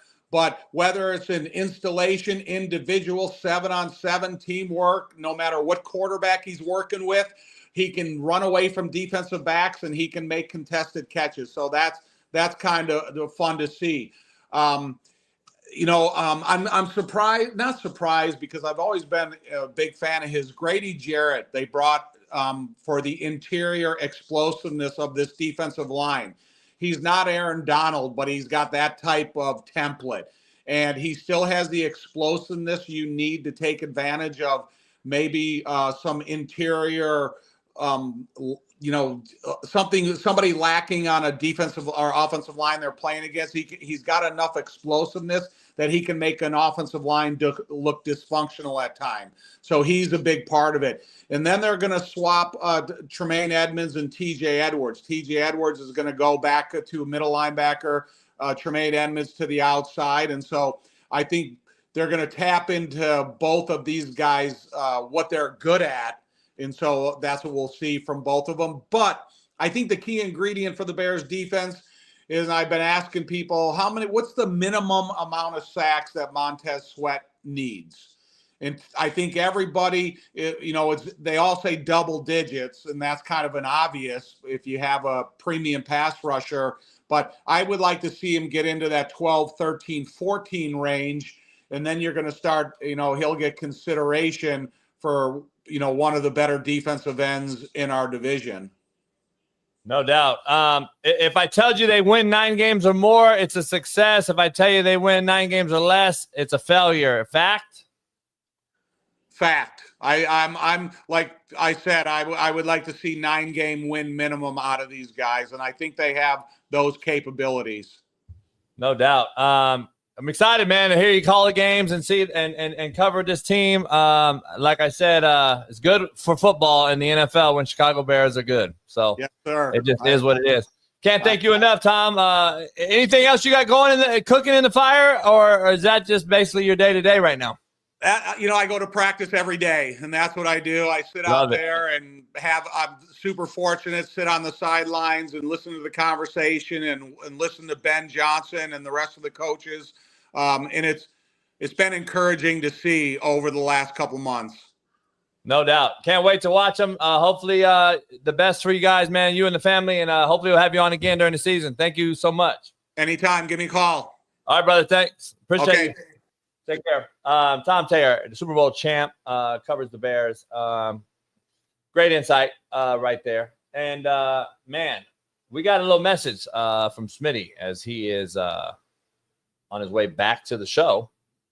He wanted to let everybody know something, and I have yet to see the video because I'm live. So Bailey's going to pop it in, and we'll see what's going on. Trying to get back, homie. Trying to get back. Airport traffic. I've been stuck here for about 35 minutes, so I'll be back when I can get there, man. I'm gonna try to cut. Maybe I can cut through around here. Nope. Trying to get here, y'all. Pray for me. Pray for me. Fuck.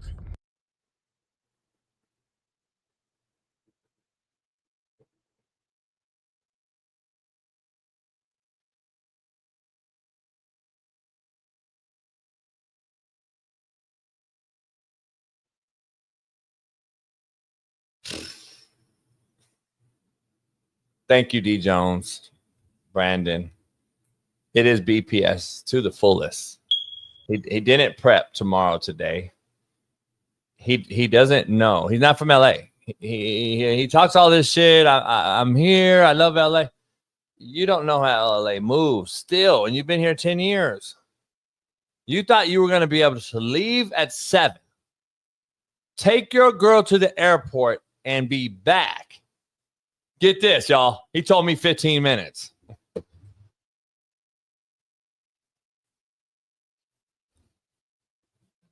Does anyone know how hard it is to get in and out of LAX, the most trafficked airport in the world? Does he think this is fucking Tulsa International? Does he think it's fucking Long Beach or fucking Wichita?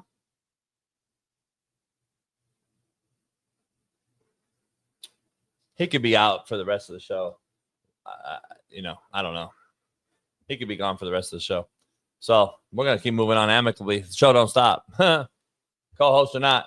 But I do want to show you this fat fuck because I'm fucking tired of the defense on Twitter of this fat fuck.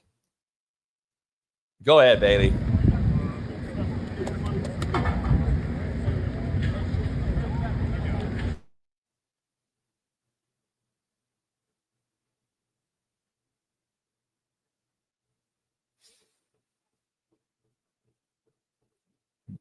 Bailey, can you grab my tweet about this yesterday? I don't know if you can find it. There's this fat fuck was being defended on Twitter, and I tweeted out. I'm so tired of this. I have no clue why he's on the roster. I really don't.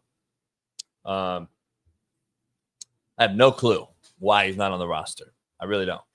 Or why he's on the roster. I really don't. I don't know why he hasn't been cut yet. He's an undrafted player. And all we keep seeing is him walking around practice and not in gear. And so this is what he does. He walks around all day. This is a fucking charity case. It's a charity case because we live in a fucking cancel culture vulture society where you can't cut or fat shame anyone no more. You got fat fucking Tank Damas's suing Uber because she's fat ass, can't fit in. And you got these fat fucking wobble bodies who say, I need 2 seats on an airplane or I'm going to sue you. That's the life we live. That's the society we're in. Bullying and fat shaming need to be back. Heartbreaking, Dove Kleiman said.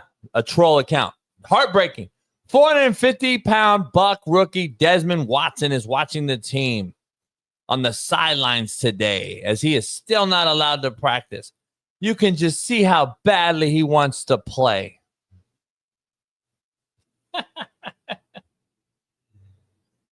I said, yeah, he wants to play so bad, he's sitting there gaining weight.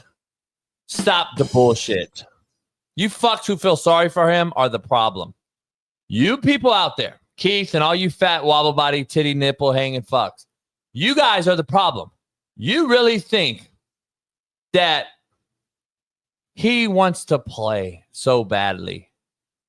If he wanted to play so badly, he's had all fucking off season to not gain weight and come into camp in shape. I don't understand why he's on the roster. Do you see those other guys right there? You see how they're kind of pause, but football players up front, O-line, D-line, we used to, you guys may think it's gay. We used to look at it and say, we want the hourglass figured body. We want an hourglass figure guy up front. Look at those other guys. They're very similar to an hourglass figure, aren't they? See 97 with his hands on his hips. You see everybody when they pull and rip and run here. Watch them run. Watch these O-line, D-linemen run real quick, okay? I want you to see. They're just fit. They're fit. They're doing a fit drill. And those are all D-linemen, by the way. So they act like the O-linemen are ripping and running. And then this guy's trying to get gap responsible and keep his gap integrity. So they're doing a little fit drill. Do you see the other D linemen? Any of them look like him? Do you see any of them look like him? Billy Napier should be fired, and the NFL should look and say, I'm never taking another player from you ever again, Billy Napier. For you to even have this kid play in the SEC, which was a fucking mockery, and then come to my camp in the NFL to earn a check at 450 pounds. He's knock-kneed. He can't move. He's not ever going to play in the NFL. I don't understand why you think he's going to play. Please tell me why you think he's going to play in the NFL. He can't. He can't not play. He's a charity case. Cut him. So here's the, be honest. Somebody asked me, said, JB, I know you would cut him, but what would you do? And I said, I would start by saving his life. Start by saving his fucking life.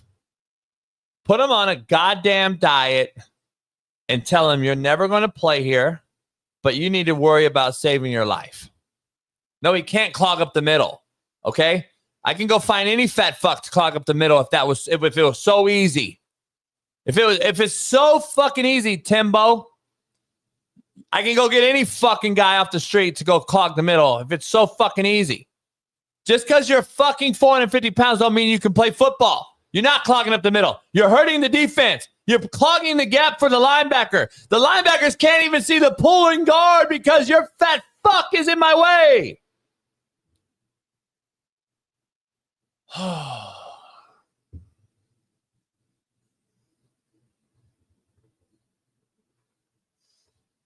Bailey, send Smitty the link. Let's see his progress.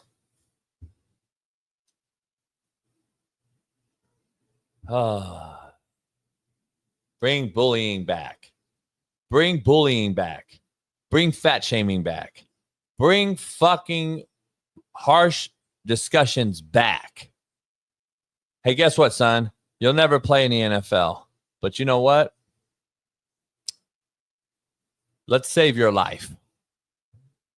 Football is not the end of it all. You have a life to live. Maybe you can lose 100 pounds and then come back and talk to us.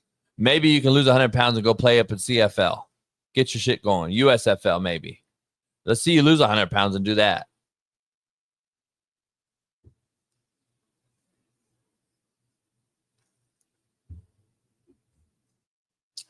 God damn.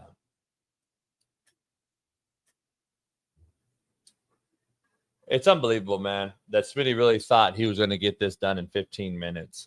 He's been gone 45 minutes. He's been gone 45 minutes, and I don't know if he's even made it to the airport. And then if he's by the airport and he calls in, he won't have Wi-Fi. He won't even have Wi-Fi. So I don't think he really understands. I'm going to have a heart-to-heart with Smitty. I have to have a heart-to-heart with Smitty. Fuck! Free game Friday, and he's not even free gaming it. What's going on, homie? I know, I fucking know, I know. You ain't gotta talk about it, homie. Fucking LAX traffic, bro. I got here in 7 minutes and was stuck in the damn LAX traffic for 22 minutes. I know. We don't have to talk about it. I get it. White wall in the background. Free game Friday. I ain't free gaming it. I understand all that, homie. I'm here. I'll give you 15 extra minutes on the back end, homie. That's what it's the best I can do. It's the best I can do. You've been gone 45 though. Huh? You've been gone 45 minutes. Yeah, but I can give you 45 because you got to unpaid. You got to prepare for unpaid. That'd be selfish. I'm not doing unpaid today. I give you 15 or 20, probably max, and then I'll go from there. But I'm trying to figure out. Do you have Uber in LA? Bro, I gotta say, you can hit me up to AJB, man. I think y'all say Unc. Say, hey, Unc. Y'all, I would say, hey, Unc. Can you shoot me like $40? I have my girl get Uber and shit, and then I would have just shot you Uber, Venmo'd you $40, and then you could have had her. You know, then you don't miss a beat. I ain't ask you for no money, homie. But then you don't miss a beat. Then she get there safe, no issue. You stay on the I show. don't trust that. You talk about Hamas all the time, and now you got me paranoid to the point where I don't trust Uber or none of that shit. I don't want nobody driving my woman around.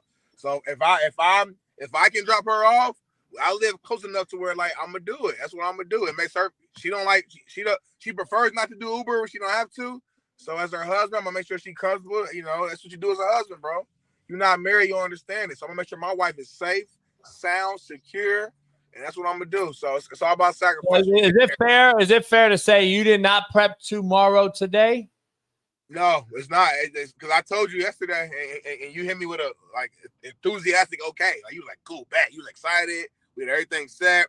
The guest was supposed to come on at 7. I don't know if he came on or not because I feel like I can't tell. So like we had everything planned and set. So, you know, some things I do control, homie. But I mean, go ahead, Jason. I'm trying to figure out the enthusiastic okay was because of what you told me. You told me 7 minutes. You said I live right around the corner, woo woo, and I said, you know, you're in LA, right? The traffic to get in the airport is literally 40 minutes. But it's Friday morning. I didn't know. I was unaware of the Friday morning traffic. There's So, been times, bro, when I went to the airport and I'm like, oh shit, boom, boom, boom, boom, like, and it's nothing. I didn't know Friday morning got down like this. Wait, so let's be clear here. So you didn't prep tomorrow today, number one. Number two, so have you dropped your wife off yet? Yeah, I'm headed back to the crib. I just hopped on now because I'll be home in like 5 minutes, but I know it's later than what I expected. So I wanted to make sure I hopped on during the time I said I would hop on, which I told you 7:45, which I did. So really, so really, when I break this whole shit down, brass tacks, I didn't do anything wrong. I hopped on at the exact time I told you to, and you better not fucking lie, because I will screenshot my message and send it and put it on the show. I told you 7:45, which I hopped back on 7:45. I said at the latest 7:45. That's what I did. So go ahead.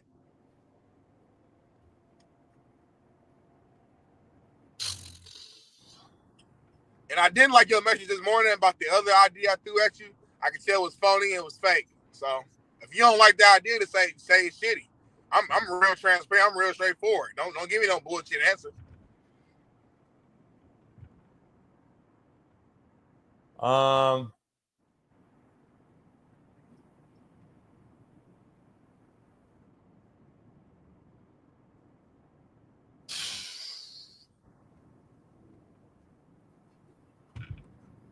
I feel like the whole show messed up now. You look confused. Your energy sucks.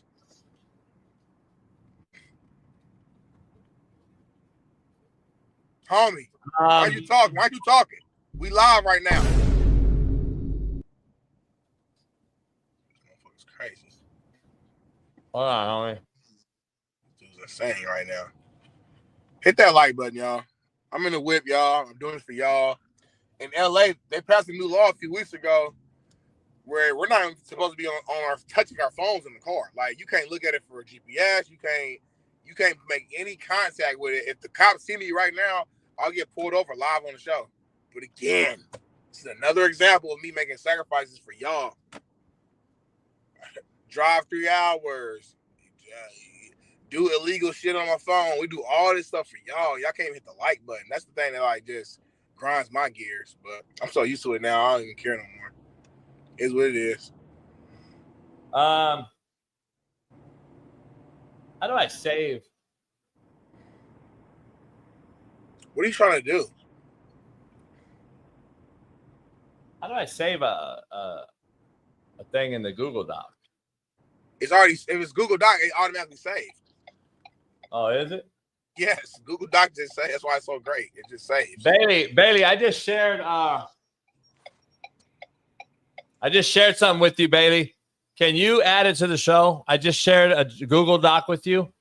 I need you to add it like immediately, if possible.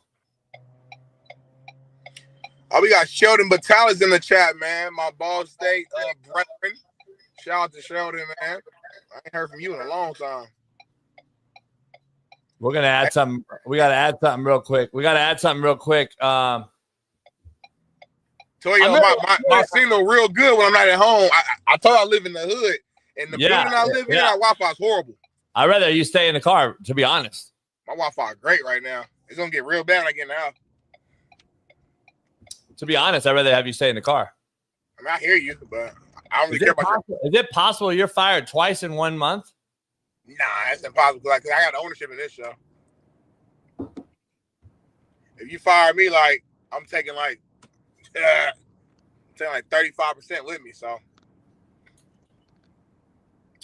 there is something that I feel for the audience and the members and the fan base and like the loyal members that deserve like great quality, real show content. Okay. I feel as like the leader and the former coach and all that I needed to do something. Okay. About your what should I say it's called? Disobedience? Oh shit, don't say that. You use another word. Disobedience. Indiscretions. Downright disrespect. That's cool. We can go there. I don't like disobedience. Why not? Disobedience, like, that's a bad. Nah, it ain't bad. I'm a grown ass man at the end of the day. Insubordination? Insubordination? That's better. That's a lot better. A lot better. Slap in the face? We're getting better. Every time you go, we get a little better. Just downright, like, fuck you. Perfect. Bailey has to do some work on it, so I didn't know. Oh, okay. I've created something for you, Smitty. All right. Take a look.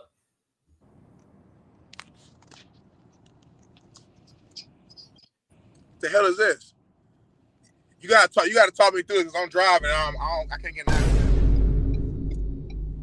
This is the Coach AB show with Big Smitty. Detrimental to the team points contract. What? So basically, total 15 points. So you start with 0 points, Smitty, and if you earn 15, you're going to be suspended, or it could be cut, depending on what part of the year it is. So basically, here's the criteria so you understand. No show, no call. You get 3 points added to your point system. No show with a call for a meeting or a sponsorship meeting, you get 2 points. So you can call me all you want, but you still don't show up. Guess what? It doesn't help me. I appreciate the call, but at the end of the day, it's 2 points still on your record. So if I got a meeting or like a business meeting, money meeting for us, I still lose points. Yeah. Miss show is 3 points. So you miss the show, it's 3 points. Member complaints is 2 points. And then if you're late or you missed the show because of BPS, 5 points. And one time, if you get caught. And then second time, you're just off the team. Who determines if I'm missing a show for BPS? If you're late or missed because of BPS, it's automatically 5 points, or the second time you could just be cut. But who determines that?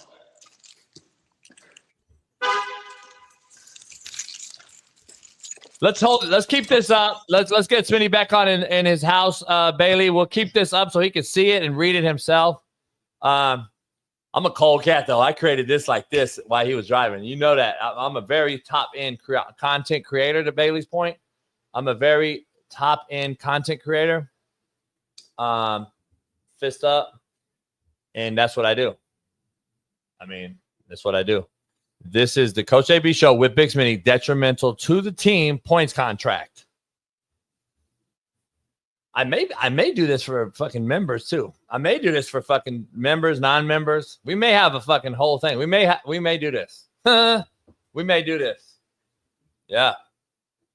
Non-members, you get a negative points daily. Like non-members, if you equal 15 points by the time season starts and you're not a member, blocked. Yeah, I just figured something out. Yeah, I'm gonna start being a coach again. Fuck it. Not in real life, but like coaching. I'm gonna use my coaching antics for the show in every single aspect. I don't understand this. I mean, like, who determines if my action is BPS or not? Like, who determines that? Can you read this out now since you're here? It says the Coach JB show of Big Smitty detrimental to the team points contract 2025-2026 total 15 points. You got the months right here. What does it say? January through May. You got July season. So break this down. Understand. I don't think people understand. So you have through January through May 15 points.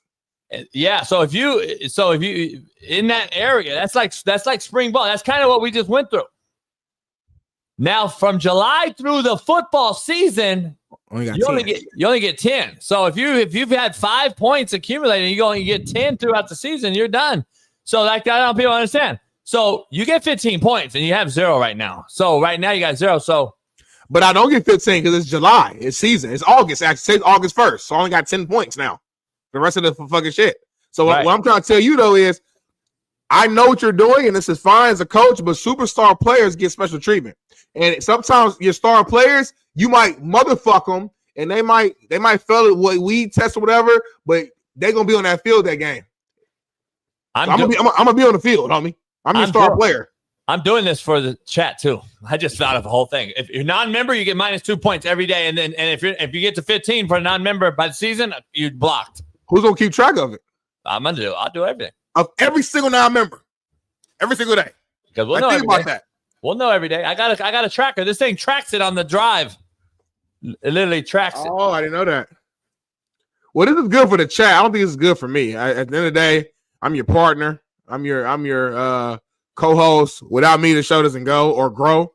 So me getting suspended is actually detrimental to the team in a big way. It's like night and day. It's like me not playing, me not being on the field or on the show. It's like a preseason game. It's like, we don't even count this shit. We ain't got the starters in there. It's Trey Lance in the game. 1 through 10. How premier of content is this that I created it while you were driving that fast? Pretty premier, though. Pretty premier. Now, I don't want to take that away from you, but you already had the foundation set because you actually used this system when you actually coach. All you did was change the text out. But to your point, it's still pretty, impressive that you came up with different texts and ideas, things like that. But you were silent for 15 minutes when I hopped on the phone. So it's not that impressive. So it's cool. I give it a C plus B minus. It wasn't 15 minutes. It was 1 minute. And you were driving anyway. And don't try. BPS is when you know you're wrong and then you try to flip it on the other person. It's like the guy that gets caught cheating, right? He gets caught cheating and then he flips it and it's like, you're a liar. You didn't see shit. And then like the bitch has the video of you fucking. And then she's like, and then you like literally flip it on her and turn her into like, now she's all fucked up. That's how easy girls are manipulated. And she's all fucked up and she believes herself that the video's fake. Like, I mean, I've done it. So, I mean, it is what it is. It says, so my text to you said, yo, so for tomorrow, I'm gonna knock out the first hour. And then when we break, I'm going to drop my girl off to the airport and then hop back on. It shouldn't take that long. The airport's down the street. I'll probably be back at the latest by 7:45. I said, we have a guest on right at 7 a.m., so you should be good. You said, okay. So I didn't do anything wrong. I didn't do anything wrong. Everything I said I did. So well, if you pull the contract back up, Bailey, if you look at the second thing down for 2 points, what did that say? You said the second thing? Let me see. No show with call. Yes, but you just made this today. So me texting you this yesterday, like this doesn't apply to me. I didn't have this yesterday, so it's on you. But no show with call. So that was equal as a text. You texted. So that's 2 points, homie. Well, 1, I didn't sign the contract. 2, you just made the contract. 3, the text was yesterday with no contract. So this doesn't relate to me. It's Free Game Friday, y'all. It's 8:01. I can really stay on now. If JB needs a break, that's fine. I can stay on. I don't need a break. If you don't need a break, we can take a break later or something. I'm good. Let's play a game. Love games. Because I just talked about the fat fuck in Tampa while you were gone. He keeps getting like people like feel sorry for him. And I don't know if you've seen this video. They basically pulled him out of even being the dummy DN Like they're not letting him even do shit. The coach said, no. Anyway, Smitty, just please give me why is he on the team still? He wasn't drafted. He's 450 pounds. He'll never play a snap. He'll never play it down. This is a fair. I guess they're hoping he could be like a run stopper for him, and they're hoping that, hey, maybe he can go out here and lose 100 pounds before the first game and make it. Can I ask you why he didn't lose 100 pounds since he knew from the time he was gotten unrestricted free agent to now, he hasn't lost 1 pound? They said he's actually gained weight. You're not serious. Like I think bad management, bad team around him. People not telling him what he needs to hear, but what he wants to hear. And he probably was in his head like, oh well, I played at this weight in college, and I feel like I had a decent career, so I'm fine. No, you're not fine. One is not healthy, it's not safe. Like I care about you as a young brother. I want you to live a long time. So just for lifestyle purposes, you need to lose like 200 pounds. To play on this field, you need to lose 75 to 100. And can that happen in 3 weeks? No. But if maybe they see something great in this kid. Maybe they see his feet, his strength, his size. Like I don't know. Maybe there's something in him that they feel like if he does lose the weight, he could be a huge steal. So listen, I mean, hey, everybody doesn't get these opportunities. So shout out to the Bucks or whatever for I guess believing in them and trying to give them an opportunity. But man, it's the timer is going away. The what's the shit called? The little sand. The sand is dropping, and you only got a few more pieces left in that clock before they get tired of you. So they're trying to make them as uncomfortable as possible to motivate them to go ahead and lose that weight. But I don't know if it's working or not. Yeah, he needs to be cut immediately. I don't understand it. I'm tired of it. I've tweeted about it yesterday when so many people are tagging me and, oh, what would you do? I know you cut him, but you got to give him a chance. No, you don't give him a chance. You never should have drafted him. Billy Napier will never get another player from me in the NFL again. He failed this kid. He failed this kid tremendously. Smitty, I want to play a game. And since we had Howard Bowser on and talked about the NFL Hall of Fame, how they do it, how they select it, all that great information that he gave us. Should have pillow talked them, but I want to ask you something. I want to talk about the active players who are shoo-in, guaranteed to be Hall of Famers. Oh. And I'm going to name you a name, and I'm going to say fact or cap, and that's it. Give me one sentence about it. And move on. And I'm going to give you a list of names. Yeah. And you say fact, guaranteed Hall of Famers. Ready? I'm ready.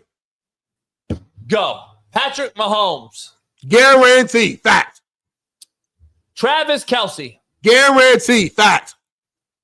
TJ Watt. Guaranteed. Fact. Aaron Rodgers. Guaranteed. Fact. Myles Garrett. Guaranteed. Fact. Bobby Wagner. Guaranteed. Fact. Guaranteed. Fact. Super Bowl champion, veteran, longevity, leading the league in tackles multiple years, all pros, Pro Bowls. Guaranteed. Fact. Von Miller. Guaranteed. Fact. Mike Evans. Guaranteed. Fact. Why aren't you hyped? Because they play my boy wrong. They do my boy wrong. It made me sad. Like he don't get the credit he deserves. I think he's gonna be a guy like Torrey Holt. It's gonna take a while for some reason, and we're gonna all be sitting back like, damn, look at his numbers. He had 1,000 yards every single year. He just, but it's gonna be a long time. But guaranteed fact. He can break Jerry Rice's record this year for having 12 consecutive 1,000 yard. Yeah, his numbers are undeniable. Tied right now with 11. And but we have never called him the number one receiver in the league. We never probably even called him like a top 3. Unfortunately, it's weird. He's Mr. Consistent. Derrick Henry.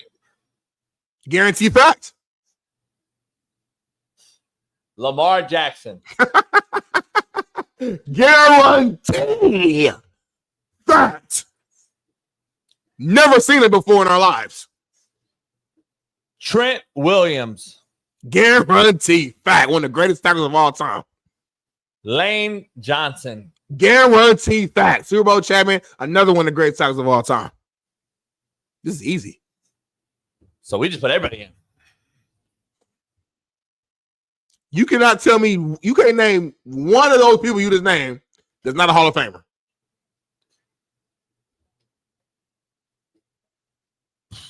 You didn't make this hard. This was an easy game. This is like level 1 of a game. You didn't give me nobody who's like, oh, he might, but this was an easy one. You tripping.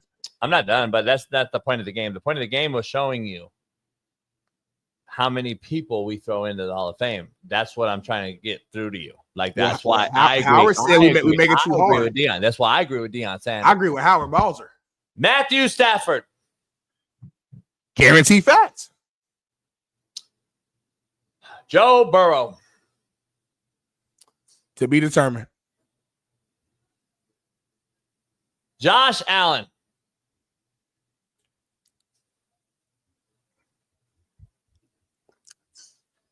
To be determined. You're thinking about Josh and not Lamar? To be determined. Lamar got 2 of them. I'm just being real. Your eyes work, remember? No, I think he will be, but again, you're saying right now, right? Christian McCaffrey. He got injured so much. I'm gonna say guaranteed fact. I gave a guaranteed fact. Shout out to his pops. Max Crosby. Damn. Where's his numbers at? Yeah, Alan, that's crazy work, isn't it, Alan? Lamar's guaranteed facts, Burrow's to be determined. That's crazy. Bro has no MVPs. Crazy work. Bro has no MVPs. Your eyes work, though. Okay, listen, do I think he will be? Yes. But tomorrow, like right now, based on the resume, he's missed the playoffs 2 of the last fucking 4 years. He's injury prone, won no Super Bowls and no MVPs. Those are just the facts, y'all. I don't know what you want me to say. Max Crosby, I'm trying to say, damn. I love Max. I just don't know where he's at. I'm gonna say TBD for the game because I don't know. He doesn't like pop automatically like a TJ Watt yet. But I do think he probably will be. Trying to think my guy's name right now. Take your time. No, what's fuck? Hold on. Take your time. You got like 50-some minutes. Jared Goff. No. Really? Yeah. I got an interesting one for you. We got a couple more and we move on. Kenny Clark, arguably the best D tackle in football. A lot of people don't give him a lot of credit, in my opinion, because he plays in Green Bay by a team that's owned by the town. Kenny Clark. No.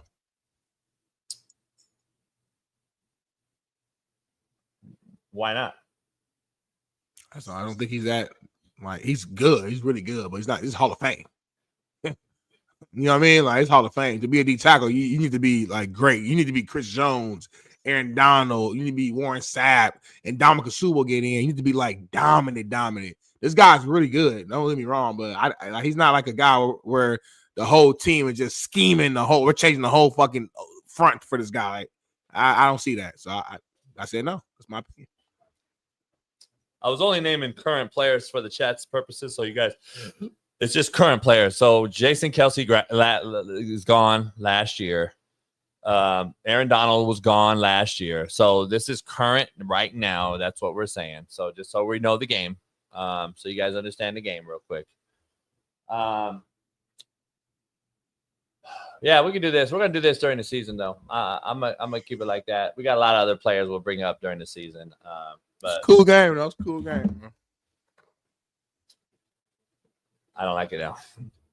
All right, perfect.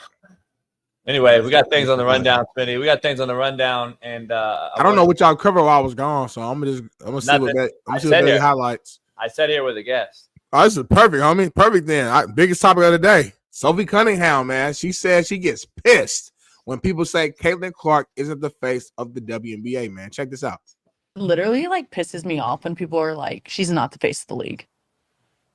Who would be? What? Sabrina? No. No, there's really good, well-known people in our league.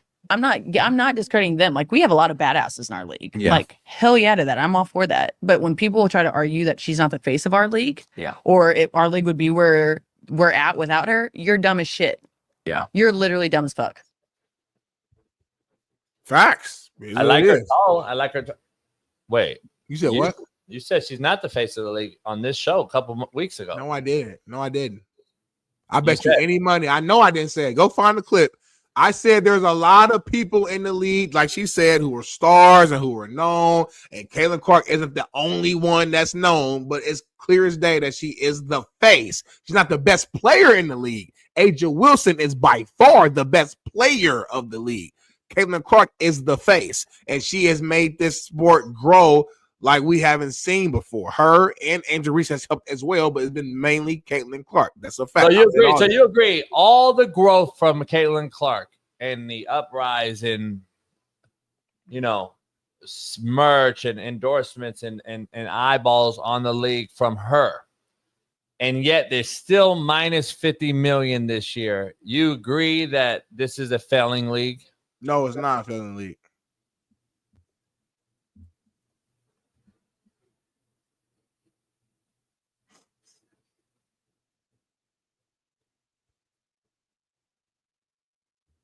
I'm disgusted and exhausted by talking about this. Mm-hmm. You do know the WNBA secured an 11-year media deal, like rights deal, right? Worth I think over like $2 billion. That begins in 2026. So like next year. I'm just asking you. I'm just asking you know that. So yes, I am aware. You are aware that they've expanded their league by adding, added multiple. No, you can't. By adding multiple teams, right? And some of the newest teams that they've added, valuations and growth have went from 50 million to 500 million. That don't happen just because it's real. I'm reading it. I'm reading the views, everything. Again, I'm not gonna keep saying the same shit like a robot. The reason this year they spent more money on marketing this year, so that's part of the reason why they're in more depth this particular year, because they spent more, because they see the opportunity that they had with Caitlin and this entirety of the league. Can you read that contract? Huh? Can you read the contract that you just brought up in totality for us? I don't have a contract. I'm looking up. Oh yeah, you can pull it up right online. So repeat. I'll read this graphic in front of me though. It says viewership for WNBA games is up 21% 2025, and it says viewership for non-fever games is up 37% in 2025. That means when Kelly Clark is not on the court. So I'm gonna read that. No. I need you to tell us what you just told us about. They've locked down a deal for the next 10 years. Repeat that. It's an 11-year media rights deal. 11-year media. NBC. Can you read it in totality? The fine print. I don't know what you're looking. Can you read it? I don't know what you're looking at. I'm not looking at the same. I'm just like I know shit. That is an NBA endorsed contract backed by the NBA as, guess what? The endorsee. The WNBA has nothing. Why do you keep dismissing the fact without the NBA? This is not a league, homie. Do you really think the WNBA is this minus 50 million getting $11 million, 11-year deal without the NBA's backing? Stop. I don't understand what are you trying to say? The reason why they're invested because they see the growth in the sport. Start saying the facts. They see the growth in the sport. I am giving you facts. I don't want you to say the WNBA has an 11-year deal when it's not the truth. They do. No, it's the NBA has the deal. Stop. It says it right here, homie. Like, why are you so fucking defending this shit? It's a failing league. It's not a that failing needs league. the NBA. It's like a female. League. Okay, let me ask you something. It's not a failing league. Without the female flag football league, let's just add the flag football league, the NBA females. Who endorses the female flag football league right now? I don't know. NFL. Without the endorsement of the NFL, does the female flag football league exist? Yes or no? Go. I'm not sure. I really don't know anything about the flag football league. I don't watch it. I literally don't. I'm not going to sit here and try to talk just to make you feel good. I don't know anything about the flag football league. All I know is the WNBA is literally on the rise. It's just a question. Nothing I said it's false. Thank you, Toyo. That's why I get like I used to get mad. Now I just let them talk because it's a bad look. I try to protect them for like weeks, but it's what it is now. Lots of leagues operate in the red for years. Like it's a regular thing. Again, I'm not gonna keep repeating the same shit. Like if you don't want to listen, that's on you. I don't understand how you guys keep saying people in the that. chat so stupid too. Like they love you so much that they just stupid. Like go do research, homie. Go do research. You're not saying the right thing. The NBA, like I said before, didn't become consistently profitable until the fucking 80s. So so back in the 70s, people like you to be like, oh, it's a failing league. Fuck this league. No, homies, it takes time. It takes time to make money. It's a fact. Homie, you keep saying the wrong thing though. You in the chat keep saying the wrong thing. All right. Yes, we've had corporations and leagues fail in the beginning, but they're signed because of what are they going to become? Right. This is not a league. This is not a league, Smitty, that was on its own. The WNBA is not a league that started up on its own. It had the NBA backing. The NBA had no backing. The NBA didn't have a big brother. The WNBA does. The NBA. I don't understand why you don't get it. They're not their own entity. They're not their own league. They failed for 30 years. And what is your point? What is your point? I'm telling you right now, fuck what happened before. I'm telling you right now, they have seen growth they have never seen before in the sport on all fucking levels. Everything's grown. How the fuck y'all don't see it? You choose not to see it because, again, you're anti-women when it comes to sports. You want women to be fucking at home, cooking, washing your feet, and serving you and working select jobs that you feel like are ladylike. You don't think women should have dirty feet and sweaty and have muscles. So if they're fucking playing a sport, you're anti that. Let's keep it all the way real. All this little fake, phony shit we doing for TV, let's keep it real. Ain't no corporation, ain't no Fox no more, ain't none of that shit. Keep it all the way a stack, homie. You are old school cap, super far right. You believe women should be like it used to be in the fucking 60s, and you want to keep it that way. So you don't like seeing women in sports. Cool. That's your prerogative. Let's keep it real. Don't sit here and try to fucking make me feel like I'm fucking crazy for looking at facts and stats. Everything I say is factual. I'm not giving you nothing that's opinion based. I'm looking at the fucking numbers. Everything's growth. If you're an investor and you want to invest in a stock, you look at the way it's trending. I'm looking at the way the fucking shit is trending. Everything is up. Again, a fucking WNBA team franchise their valuation does not jump from 50 million to 500 million for fucking no reason. There's reasons behind that. There's are you going to wait another 30 years and hopefully they're out of the red?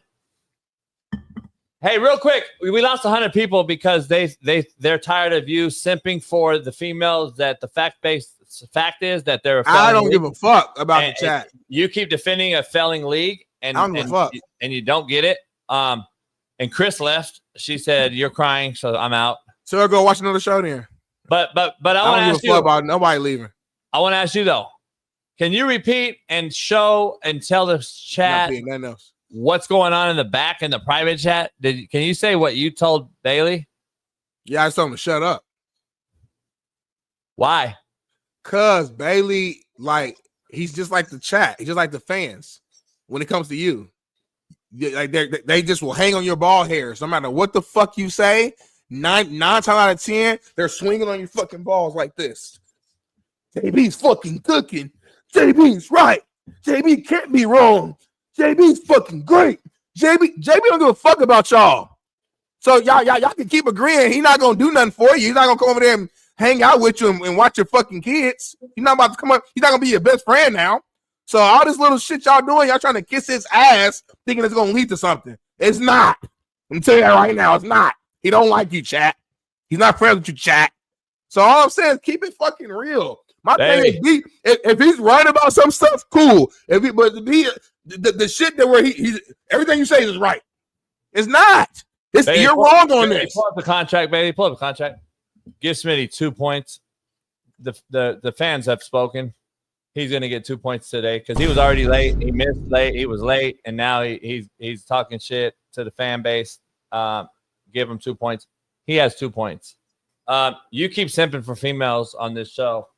Has 203 Grin said he watches this show because of Smitty, contrary to some of your beliefs. So This is what it is. Give him 2 points though. But it is the oil and water that makes this show great. So, 2 points. So all the time, put the charger back up. So all the times that your tire got flat, or your fucking power went out in your house, or you're in Vegas fucking sloppy drunk doing the fucking show and being late, you cool. All that's cool though.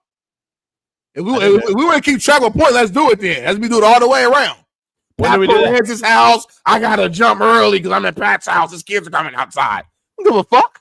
We got a show. So when you went the fuck that. When you went the Whitlock show last week, what? In the middle of our show, this motherfucker left our show to go to another show in the middle of our show. That's the worst. That's the craziest shit ever. That's like Stephen A. Smith leaving First Take at 7:45 to go to fucking, I don't know, First Things First or whatever the other next show is, and then come back. That's unheard of. I would never do that. I would never do that. If I leave, it's real shit going on. It's family shit going on. What, Jason? Give him 3 more points, Bailey. I've never seen a guy that. Now, if you were paying me, then you had every right to say that. Since I have to pay you and Bailey and everybody, you have to actually. I earned it though. I earned it. You ain't just fucking give it to me. I went a year with no money though. I talk about that too. Let's talk about that. Every fucking day came on this show. 3 hours dedicated. Believing in the vision. Now the vision is what we thought it would be. Hell yeah, you gonna pay me. What are we talking about? I did it for free for 13 years. Yeah, but it was your shit. It's easy to do it when it's your shit. I'm not about real life. I know your other co-hosts came on here and had this type of passion and dedication and hard work. I'm the only one. Fact, homie. Upside down Coke bottle, the homies, everybody else. They came in, tried for a little while. They couldn't see the vision. They didn't have that same grind as I got. I've been here for 3 fucking years now, damn near. The shit used to have fucking 20 followers in here watching us, all far right Republican.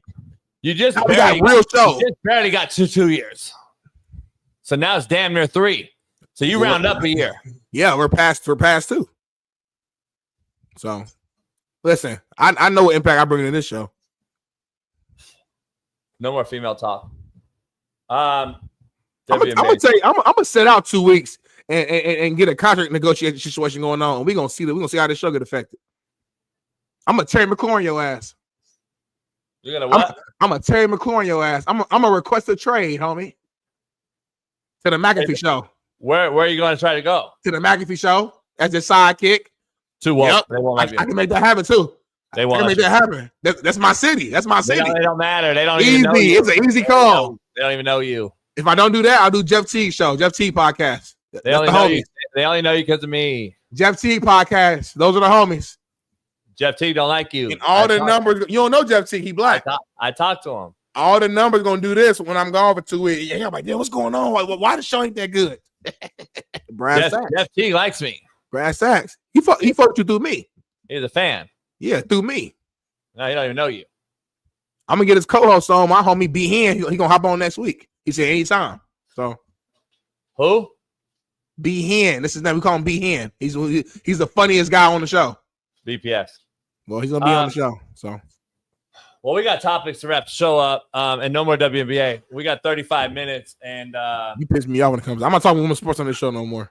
I want to get into sports isn't even sports anymore because Mac Hollins, who's the wide receiver for the Patriots, did this. Take a look at this this is right up your alley, homie. For this landed behind the schoolyard. A figure stepped out, but it wasn't human. The students all described the same thing. Eyes like marble, skin like gray rubber. They didn't hear its message. They felt it inside their minds. A warning. September 16th, 1994 in rural Zimbabwe was a normal day. Until it wasn't. The teachers were all inside and the students were outside, yet they all drew the same picture of what they saw. Nothing around but open fields and forest until that silver disc landed. It happened during recess. Over 60 children between the ages of 5 and 12 all said they saw the same thing that day. Psychologists were brought in, investigators, UFO experts. Some called it mass hysteria, but why just the children? And why did their stories stay consistent even into adulthood? They didn't imagine it, they remembered it. And that's why the world still can't explain the aerial school incident. Can I start? Yeah, If we're you're not watching. fucking Aaron Gordon, Delonte West looking ass, don't get your motherfucking ass on the goddamn football field and shut the fuck up and put the fucking shoes on and do all that other bullshit. Fucking what in the fuck are we doing? Are we fucking playing football or not? Holy fuck. What in the fuck is going on with these fucks? Put some shoes on, homie. I thought it was fucking Aaron Gordon, homie. Put some shoes on, though. Ain't this the motherfucker that walks around fucking barefoot or something? With dirty feet. Homie, I'm fucking tired of these. Man. Relax, homie. You gonna pop a blood vessel, homie. Between you and the WNBA and this fucking shit, these Leave me out of it. These guys, homie, I'm telling you right now, man. It's like, so is he faking? Is it a troll? Is he doing that for content? I don't know what happened right there. I don't know what that is. He really did a show. Like, he's trying to do that. He's an alien guy. That's his shit, maybe. No, his shit is play for the fucking New England Patriots, homie. He's fucking 22, 3 years old. He's a fucking just starting his league off. There was an alien in Compton, though, homie. He did his career started, homie, in the NFL. Then why? You're stealing money from me. No, you're not. Belichick got out. That's why Belichick got out. Fuck. Michael Parsons, he does a podcast and still gets double the sacks. I get it now. Fuck. I get it. Saban, Bill. I get it. I'm with you. I'm with you right here doing the show. I get it. Joseph Fabrizio, you just lost, was it 3 points or 2 points? He's not a member. Is it 2 points for non-members? Yeah. You lost 2 points right now, homie. Better hurry the fuck up and member up. What did he say you were? Ignorant cat. Well, you're going to be arrogant. You're going to be a blocked cat soon, homie. Ignorant or arrogant? Either one, I don't fucking like it. So he might be a blocked cat. Arrogant means like you're cocky, you're confident.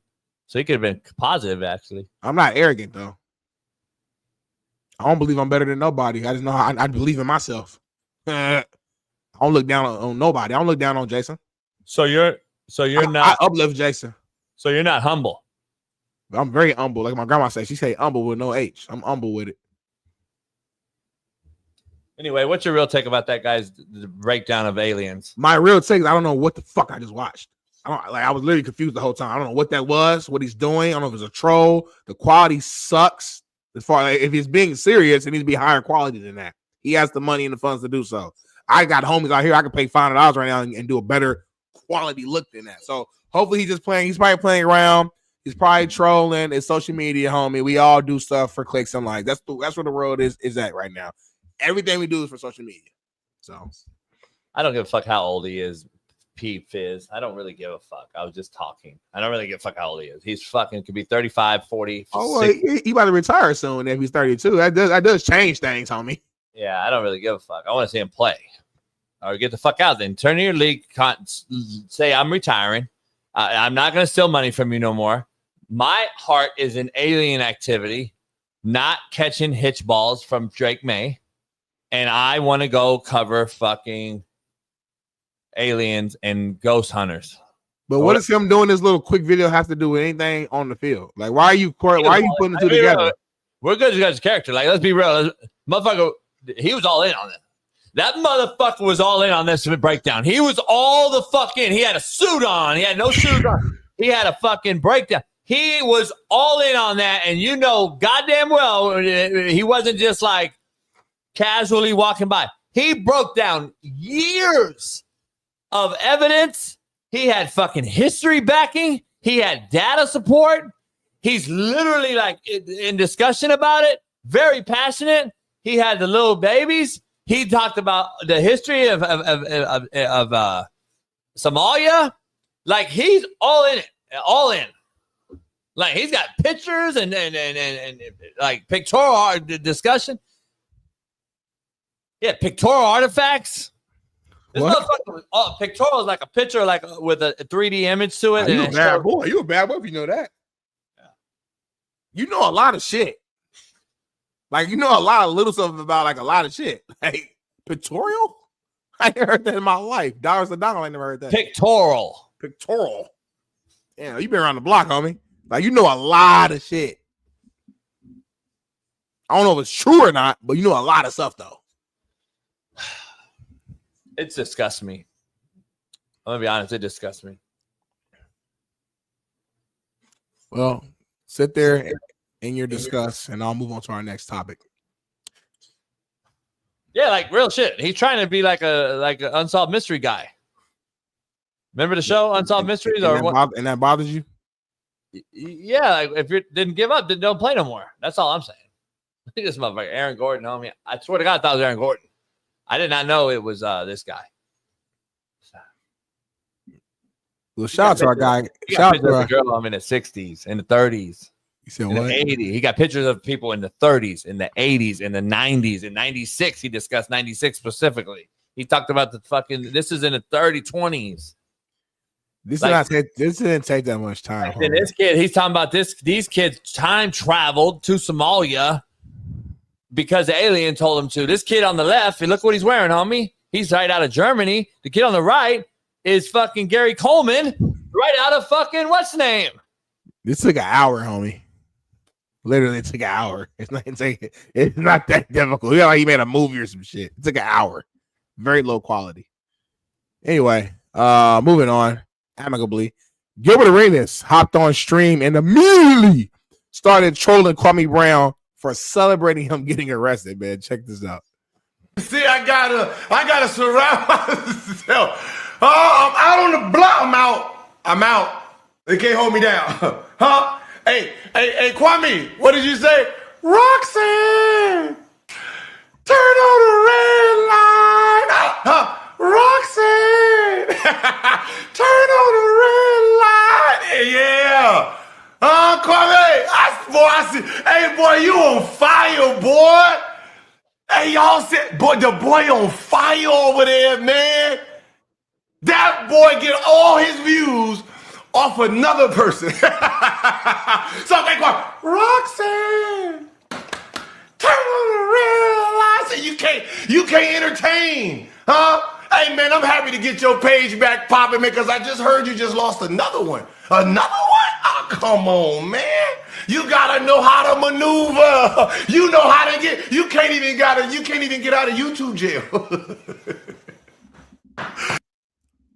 We in YouTube jail right now. This is funny though, man. Gilbert is funny, huh? Why? We've been in YouTube jail since I've joined the show. What does that mean? It means the algorithm doesn't work in our favor because of certain things that people on our show say. So we've been fighting through shit the whole time, and it's still growing. It's like that shows you how great our show is. You're saying we'd have like 1 million followers because everybody knows the show. That's what's crazy to me. Everybody in the world knows the show, but they're just the fact that we're not at 100,000 subscribers baffles me. It's crazy because I'm trying to think about the biggest YouTube shows, and I mean like sports shows. I don't put Shay in there. That's not sports, but throw Nightcap in there. Throw the Jeff Teague shit. Throw Gilbert Arenas shit. Throw Mason Mace shit in there. Mason and Cameron. After that though, all the smoke. Yeah, that's fair. All the smoke. Trying to stick out loud like Whitlock. They're not sports no more. Sports. I mean, kind of. He's a show, I guess. Cool. Throw Whitlock in there. Something with the boys, maybe. Yeah, but I feel like they're back. Like that's like different though. Like that's Barstool. I know they use YouTube, but it's like, but sure, go ahead and count them. Bust with the boys. McAfee. Who? McAfee. That's ESPN though. Well, it's still YouTube. They're still okay. McAfee, cool. That's 7. I feel like we top like 15 though. We top 15. And that live, if we want to go live though, because we got that award for fastest growing live show, sports live last year. But everybody that is named got like hundreds of thousands of subscribers. So my thing, I'm not saying we should be exactly where they're at. I'm saying like, for example, if the Jeff T, they just posted something today, congratulating they had 400,000 subscribers, right? And that grew in like they've been around for like a year, I think. So if they got 400,000, in my head, we should be at 100. You know what I'm saying? Like, so I'm just confused of like how we not at like 100 yet. And everybody watch, man. Right now, Shaun McVay is watching right now. Him and Devontae Adams and Puka. They're watching film on one screen. got us on the other screen right now. The Rams told me yesterday that they literally have us on the big screen in their facility. Yeah, in the calf while they're eating. So I'm trying to tell you. And everybody, bro, like I told you, I mean, a couple years ago, I'm at All-Star Weekend. I've never met the cat, you know him, but I've never met CJ Stroud. And he tells me, he's like, hey, come here. I'm like, huh? I'm looking around like, who you talking to? He said, where JB at? I'm like, what? So I'm just saying, like, and that happens often where I'm like, yeah, I didn't know they watch. When I go to work, when I used to go to my old job, James Jones, he asking about you. Like, people watch our shit. So it just throws me off. I don't know. So we might be in YouTube jail as well. This guy said it's because of you. Oh, TC, get a real camera and a real mic, because this Blue Yeti is not real, and a real setup behind you. Maybe you two will take the show more seriously. Oh, I didn't know that. That's what's crazy, though. Like, a white backdrop, BPS internet, and it's like the realest show still, though. That's what people don't get. Like, it's still growing. It's still the best show. Like, that's the best show. You can say all the shit you want, but it's still the best show. That's what I don't understand. Like, it is what it is. We can do it. We could go anywhere. We might do the show live Monday from Rams practice, just FYI. So maybe. You don't know. I don't know yet. Don't tell the people that, and we don't know yet. But it could, as you said, we could be. It could damn near could happen. Yeah, but damn near me, it's not gonna happen. So like bring me in on the conversation so I can get it done. Cause I'll get it done. See, let me explain to some of y'all, man. JB don't like ask people for shit, and I understand. Like I understand the mindset. Trust me, I really do. Cause I don't love asking people for stuff either. But closed mouths don't get fed. And JB has a lot of people who show him love and a lot of connections. And we could be doing a lot of different things, but he don't want to lean into those connections. And I don't get it sometimes. My phone is blowing up.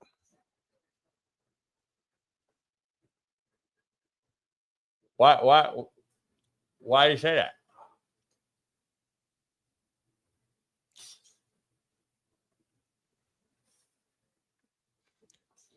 Why say what? Man, rest in peace. I want to give out a shout out to an old mentor, great coaching legend, Dan Cazzetto, passed away yesterday. Division major football coach, obviously was recently with Arizona State, coaching, and been around forever. Smitty, been around forever. Damn. And what happened? I think he just was, old age or just ailment, had an ailment. It wasn't that old, like to me, it wasn't that old, but everybody out there, Dennis Erickson, everybody that he's coached with, has basically been at UW, Arizona. I mean, he's been everywhere, man. But he passed away last night. So do people pass away like really from old age, or what I'm asking is, when you pass away, is it always an ailment of some kind that happened prior to that? Or could you literally just be like, everything checked off, healthy, heart good, everything good, but you're 88 and then tomorrow you just die? Like, with nothing wrong with you. Like, is that possible? Yeah. Interesting. This broad I used to fuck with, her dad was a clean eating, workout freak. And one day walked around, never had any health issues, best blood pressure, all this stuff. And would walk around the park every day for 30 years. And he was, I think, like since he was a kid, he would run, walk, play sports. I think he walking around and he didn't come home. And everybody's like, where's his dad at? He's home by now. Sudden stroke, dead at the pond at the park at 41. Bill of health was great, blah, blah, blah. My grandpa smoked cigarettes, drank every day, peppermint schnapps, fucked chase pussy, Navy, no teeth, tattoo, had a leg amputated, fucking arm amputated, couldn't move one shoulder, boxing champ in the Navy. Struck out Babe Ruth 3 times in baseball. Lived till he was 95. My boy did it all, didn't he? He did do it all. That's just how it is, dog. It's like military, struck out Babe Ruth 3 times, fuck bitches, drank, smoked, vodka, no leg, no arm, can't move the shoulder. killed a few motherfuckers, fought a few motherfuckers, had a home, raised a family, had kids, obviously grandkids, and lived to 95. That's a life well lived. That's a life right there. Like I hope whenever my time is, like knock on wood, if I die right now, I'm like, damn, like I ain't really like I had a pretty good life, but I ain't really do a lot of shit really. Like, I hope when it's my time, I can look back, but you know what, man, dying sucks, but I did my shit. Like I had a good life. You know what I mean? I did a lot of shit, good and bad. Real quick, Diana Rossini is breaking some news. Things between the Cowboys and Michael Parsons have gotten so bad that he is considering requesting a trade or severing his relationship with the team. Wow. I think Jerry Jones is at a point where he knows like he's not getting any younger and he don't give a fuck. If he don't believe in paying you for whatever reason he has in his mind, he just won't do it. This might get ugly. Let me ask you something. If you're Jerry Jones and your team's worth $15 billion, you're the highest. You could sell right now and they'll top the Lakers. I agree. I believe they'll top the Lakers. They'll at least get $11 billion. Yeah. Let's go back in history and do a history lesson real quick. Troy Aikman, worth the pay or not? Worth. Okay. Deion Sanders, worth the pay or not? Worth. Larry Allen, worth the pay or not? Worth. Michael Irvin. Oh, I said Michael Irvin. Okay, Michael Irvin, worth the pay or not? Worth. Mark Tuinei. Worth. Eric Williams. Worth. Emmitt Smith. Worth. Jason Witten. Worth. Not Jason Witten. Jay Novacek. Worth. Can you tell me what they all have in common? Won Super Bowls. Now, fast forward. Dak Prescott. CeeDee Lamb. I can go down a laundry list of players that he has paid amongst the league's elite, highest paid players, and have yet to give him anything in return. So my question deep dive is he now thinking, fuck you, I've overpaid you motherfuckers, you haven't got me shit? And he said, fuck it, go ahead and go. Go ahead and go, Micah. Do your podcast, go somewhere else. I'm just throwing it out there. I'm not saying it is. I'm just saying, do you think he is thinking this way at this time of his life? As you just mentioned, he's so old and said, fuck it. Yeah. He can also be thinking this way because he's got a quarterback, the highest paid guy in the fucking league, that hasn't done shit. 2 playoff wins. 2. Right. He's got a guy in CeeDee Lamb that hasn't done shit other than be, okay, we can say he's good, right? Top 5 receiver in the league, yeah. All these guys he's paid hasn't got him shit, homie. Like, seriously, there's a lot of players that haven't got him shit. So I'm just asking if that's possible. Yes, Darnell? So to answer your question, yes, it's possible that Jerry Jones is thinking that way. Do I agree that that's the right thought? No. Because, again, and this will mean you differ, I don't think the only thing that proves if you've done anything is winning a Super Bowl. Because, again, there's been a lot of greats who didn't get a ring. Like, was Barry Sanders not worth the money he got paid? Was Dan Marino not worth the money he was paid? So, you know what I'm saying? So, like, I didn't say that because it's like, damn, like, there's a lot of players who it just is what it is. Like, CeeDee Lamb as a wide receiver, he can only do so much. Like, a wide receiver isn't winning you a Super Bowl. Like, they play a role in winning it, but you get what I'm saying. Like, I can be the best receiver in the fucking world, but there's only so much I can do. DeAndre Hopkins, Calvin Johnson, you know, this guy where... Not to cut you off, but yeah. I think you're comparing apples to oranges. You always cut me off. Detroit never won shit, ever. So Barry Sanders getting paid because he was the greatest player had no benefit or no outcome or outlying effect on them winning. They had to pay that guy to keep him because that team was an organization, is a shithole. So not until recently and back in the 70s were they any decent at all. So that, to me, doesn't correlate to what I'm discussing. This is the Dallas Cowboys, who have how many titles? Have won Super Bowl. He went long time ago. Yeah, back-to-back Super Bowl champs, won 3 out of 4. That shit old, though. Haven't won since 95. But Jerry Jones did win them, though. That's the difference. He did pay. My thing is, though, he did win them, though. So as a guy that's won them, tasted it, had it, felt it, it's a difference in that organization and then one that's never tasted it, felt it, and has to pay guys to play at that organization to attract other players to come to that organization. So hopefully they can win one in this Detroit, certain organizations. The Cowboys are the America's team, homie. Like, this is who they're supposed to be winning. So I don't know if you can correlate the same two things, but I get your point. But I'm saying, I hope you get my point. I'm just saying. I get your point. It's a good point. Cowboys have to. I think he's got to sit here and be like, damn. Now, what do you get in return up for him? I don't know, but I'm just saying. That's what I'm saying. Like, okay, don't pay him. Now what?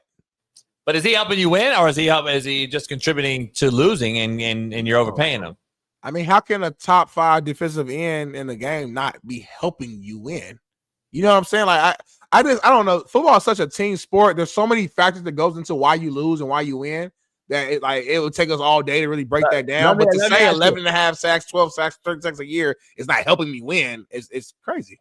But it's like stats though. Like like it's like throwing for 5,000 yards and then you throw those critical picks late in the playoff game that loses you the game. At the end of the day, like, is he the full all-around dynamic player? He can't stop the run. We've talked about it on the show. He's not that bad against the run. Like, we're rocking like he's just getting fucking watched. I just think he puts more effort at pass rush.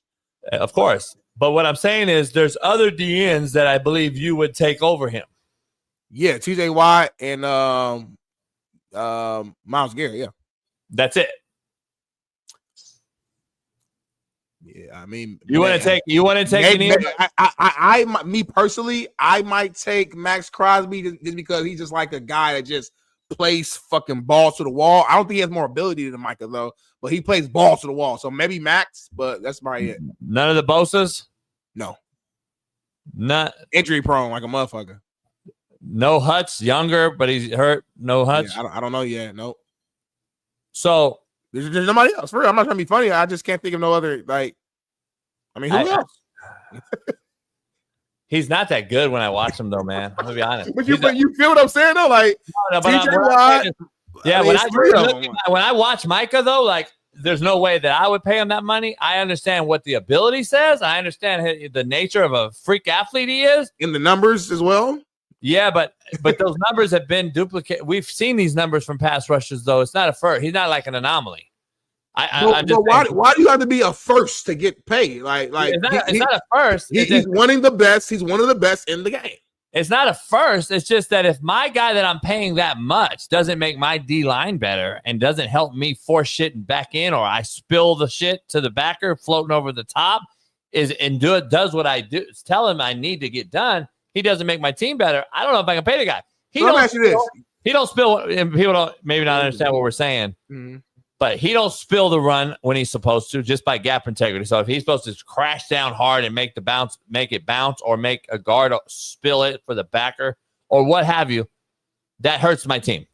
If he doesn't stay in his lane, and we've seen multiple times where people have said, "Why are you in that gap?" He hits another player because he's doing his own thing. He's trying to do. Doesn't make my team better.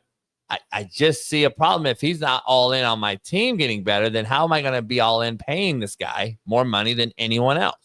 So, Smitty, as you know, you got to spill this shit if you're a defensive end pass rusher, and you either need to be a tight 5 or a wide 9 and still get the job done regardless of what technique you're in. Whether he's a wide 9 freak rushing up the field or a tight 5 and is supposed to spill it, he ain't getting either one of those done. 49ers gashed him. They ran right at him. Green Bay exposed him in the run game in the playoffs. Myles Garrett plays it. You don't expose Myles Garrett in the run game. You don't expose Max Crosby. You don't expose even a Bosa, who at least will stay there, Smitty, like you know what I'm talking about.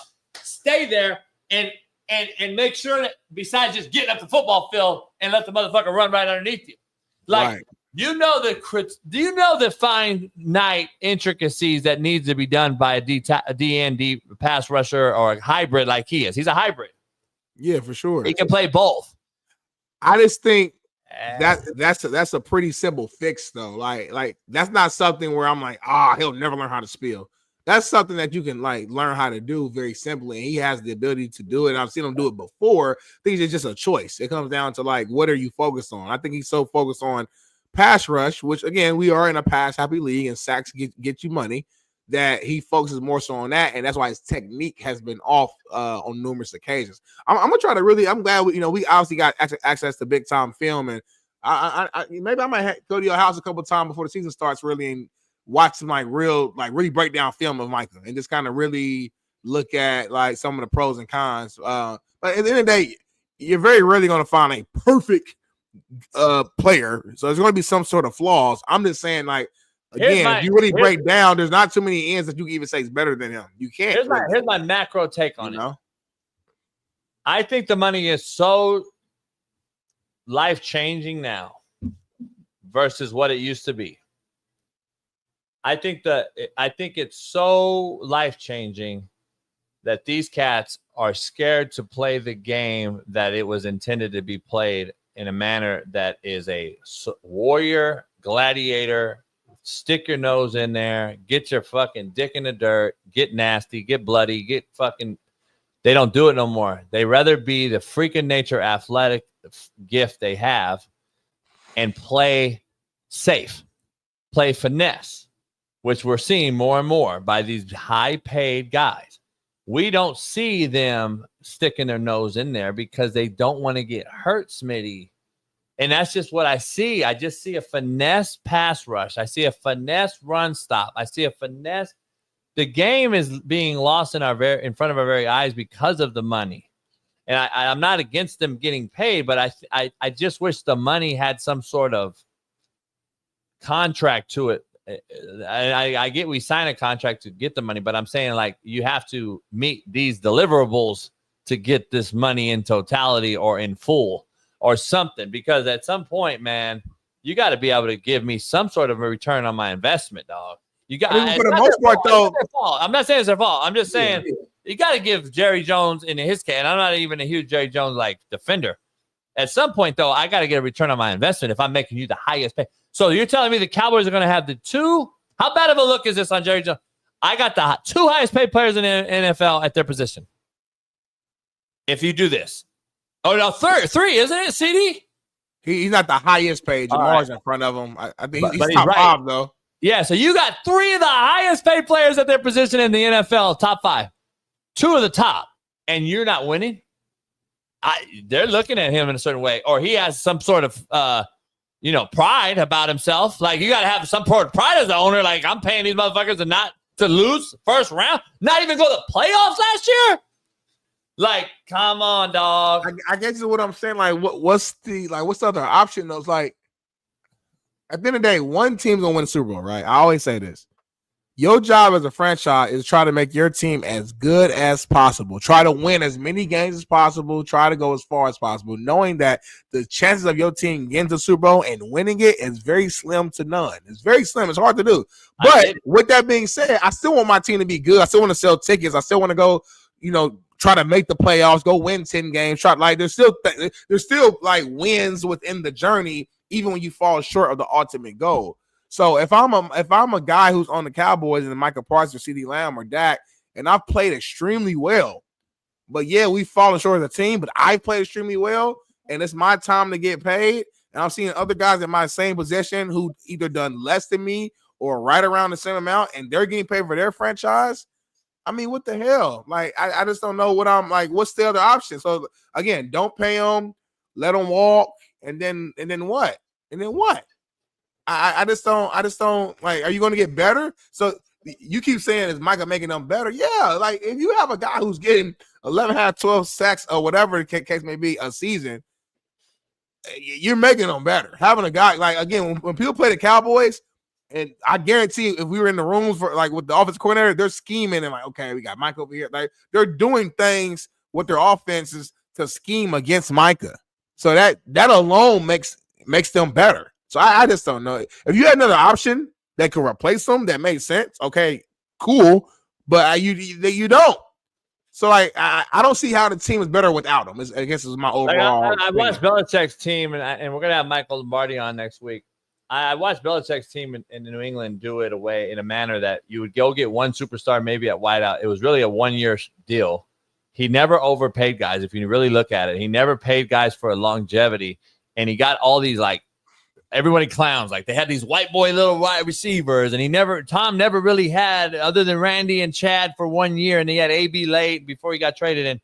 He did all these things, but he had quality, hard, grinding like players, right? Willie McGinnis came out early, he had him obviously, and he got some big time players, especially at D lineman, obviously with Seymour and them at the time. They would just fit the scheme. They had Will Fork, other guys. But like, if you look at it, star-studded wise, Dante Samuel, yeah, but they never had that star-studded like that you would think would win all these Super Bowls. You know what I'm saying? Though, like I can't explain it, but like they never had the. No, I get what you're saying. They never had that glamorous roster that you were thinking. They got Gronk, nasty, tight, unbelievable players. I'm just saying, he never got the pretty boy. He got the most out of the money. Yeah, Rodney Harrison knock your dick in the dirt and. Fucking these guys coming downhill. They were nasty though. Like they weren't prima donnas. Yes. They also had 12 at quarterback. I get it. That's what. But I'm saying, that changes the whole fucking. That changes the whole. You can go and coach that way when you got that safety net at 12 at QB. Same thing with the Chiefs and Mahomes. You got that safety what I'm net. saying is we're seeing guys getting paid money that we didn't even see guys like 12 never got. 12 never got that money. Right now, I'd argue Mahomes should get this money. He's got the fucking brass, and he ain't. Like I think we he signed a long term. He getting fired. I know, and he'll sign a deal that he'll make $75 million a year or something. Yeah, he'll be fine. Yeah. But what I'm saying is like, I don't know, man. It's a very. I wouldn't want to be in Jerry Jones' shoes. I just don't know. What do you do? So the other option is what? Just be super shitty. Don't pay none of your stars. Just go with a super average team, some fucking undrafted cats who are going to play hard and just go. Like at some point, you got to look in the mirror though, and look at yourself. What are you doing wrong from a hiring standpoint, from a coaching standpoint? Because what you just broke down about the Patriots, the reason why they were nasty and play with that mindset is because Bill Belichick, because that defensive mind that he has, X's and O's wise, and also mentality and how he approached the game. Those guys, like the players, are going to be a representation of your coach. When you coached at Indy, the reason why your guys played so fiery and with so much passion because they had a head guy who gave a fuck. So all I'm saying, again, I'm not saying the Cowboys coaches don't give a fuck. I'm just saying at some point when it's been 30 years and you haven't even made it back to an NFC championship game with all this talent you've had over the years, and Tony Romo and Des Bryant and Jason Witten and Dak Prescott and Ezekiel Elliott, they've had guys and it can't make it back to an NFC championship game. So at some point, if you're Jerry Jones, don't keep pointing the finger at all your players who went out there and balled out. At some point, look yourself in the mirror and say, am I hiring do I have the right collection of talent? Do I have the right coaching staff? Do I have the right coordinators?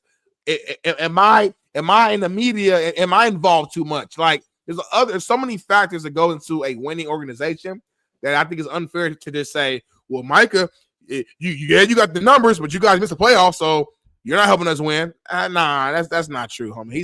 He's still a factor, a big factor. Best player on that defense. So yeah, I'm not sold. Before we end with some free game Friday stuff, Wildin' Out, new segment we put in. We got a Wildin' Out segment, man, that I got to show you before we end it. Before we get to free game Friday and wrap it up on a free game Friday, another week. We got one more week before we take a vacation, so we'll be back all next week. Great guest, loaded show all week. CJ Gardner, Smitty. What's his name? Johnson, CJ Gardner Johnson, I believe his name. Yep. His mom is in the news. For all the wrong reasons. It's wilding out. Take a look at this shit.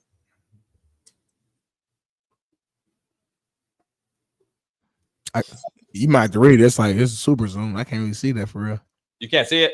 I mean, I can see this one right here. It says, basically months after CJ Johnson Gardner's baby mama, Summer Bunny, called him out for ordering a hit on Malik Neighbors. Leaked messages show that CJ allegedly ordered a hit on Summer, the baby mama.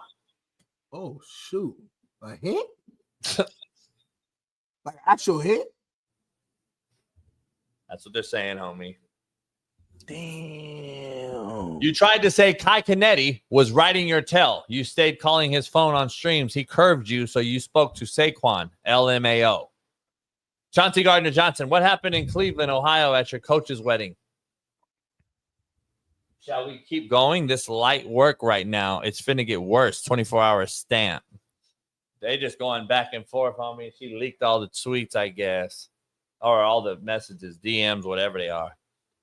You good, Slime. Stay, Slime. You good. You threatening so many people. Sent back to the range orders. Sent back the range orders. I don't know what that meant. Make magic, Playboy. I don't know, dog. They're going at it right now. They got some beef cracking. And now she's saying he tried to put a hit on her. Man, listen, you got to watch who you put your penis in. And you also got to take accountability, man, for how you're acting and how you're moving. As athletes or any man of high value and, high position, you got to just move smart. You can't be out here texting and saying anything. Lucy loves it because she loves drama, of course, whether it ends up fatally or not. She loves it. But yeah, you just got to be smart, man. I don't understand these cats. I don't know, CJ. I ain't about to go in on them like that. I just think that this is a bigger picture, bigger story. When men you blow up, Jason, like I'm gonna tell you the same thing. Watch who you fucking with. Watch what you texting to these girls. Watch what you message you sending. Watch what jokes you saying. Watch who you giving access to. NDAs need to be signed. Like you got to be careful, bro, because these women are out here trying to get you. They're trying to get you. They're trying to sue you. They're trying to do whatever they can to mess up your brand and get your money, homie. So, yeah, that's all I can really say, homie. But they definitely wilding out. Why is your energy so poor right now? Be honest.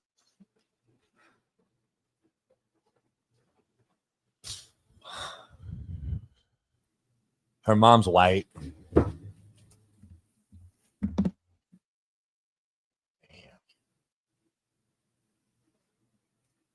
Never fails, homie. Never fails.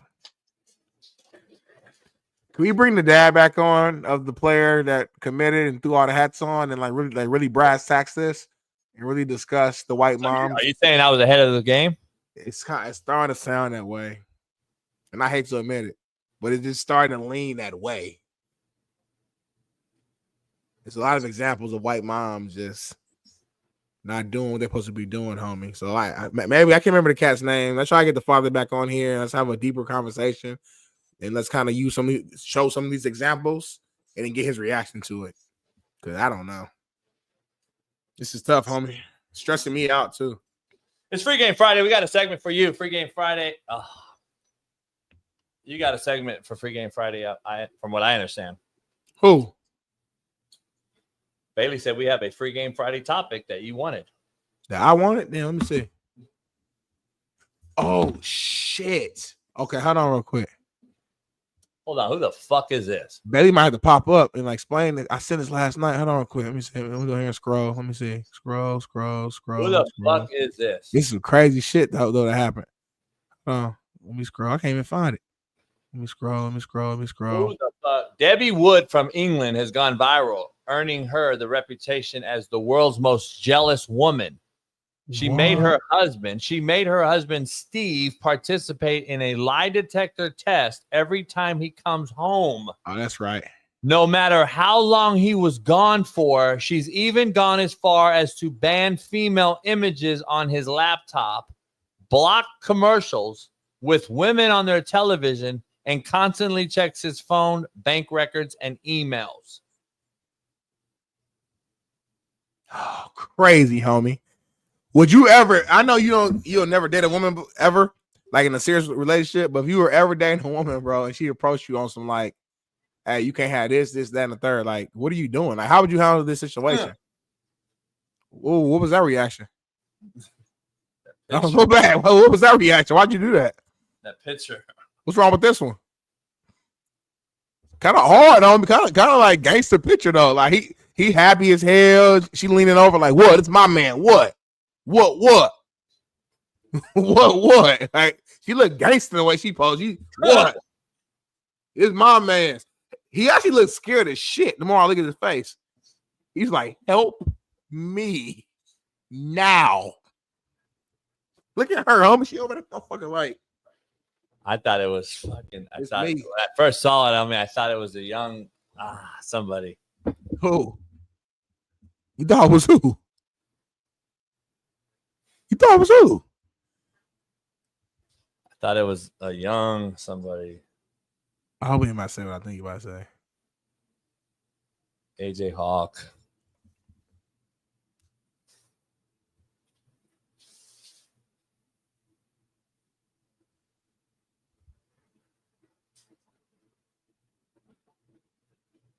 I'm sorry, AJ. I ain't got nothing to do with this, AJ. That's cold-blooded, homie. That's cold-blooded, homie. The other picture, if you look at it, looks like a young AJ, man, when he was coming out of college right there. Is that him, though? Is this an old picture? Brian Sachs? Now it looks like Aaron Rodgers.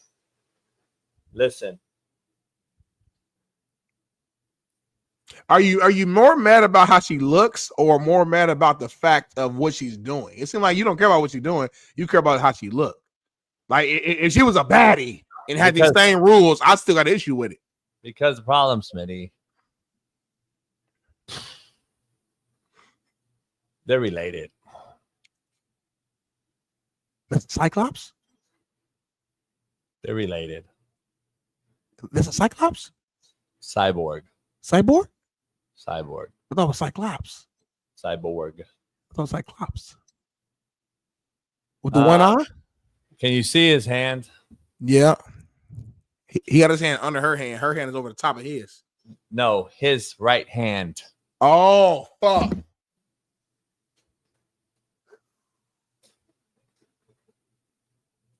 You got to stop. That's Borjan? That's Gohan? Is it not? I'm asking you. I don't know. Are they? Does that hand look like a fucking normal hand to you? Are they related a little bit? Like him and Gohan or Borhan? Is this hand normal to you? I mean, it could be like they're in a small place, so he had to like scrunch up. Maybe. Look at his wrist. Maybe he has to scrunch up a little bit, homie. His wrist is 1 inch diameter, homie. What's the norm? I mean, our wrist goes with our hand. It ties in. His wrist is fucking 1 inch diameter, homie. It don't tie in with his hand, homie. I mean, are you shitting me? Homie, timeout. What is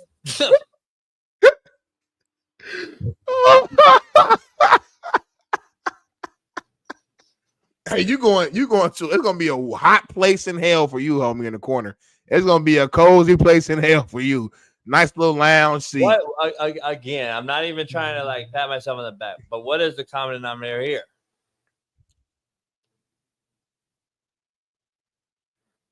You already said white mom, so that's already done. A fucking another white mom, isn't it? I don't know his parents. But her mom is not black. She could be Hispanic. Her mom's white, homie. Another white mom at it again. Strikes again. Fuck, homie. How many times can I be right before everybody tells me? Fucking white mom told me. You thought I was crazy. Baby, we got some BPS to end the show with. I know you got to go to Matt's show here soon. You and Matt's show. But I thought I said some BPS in here. Maybe I didn't. All right. Well, if we ain't got no BPS, don't worry about it. I like to end on something fun, man. White moms, man. Can we get that's what we gonna do. Let's get some white moms on in the next couple weeks. Let's just find a day on Free Game Friday and get some actual white moms on to defend themselves. That'd be hard, homie. Let's make it happen.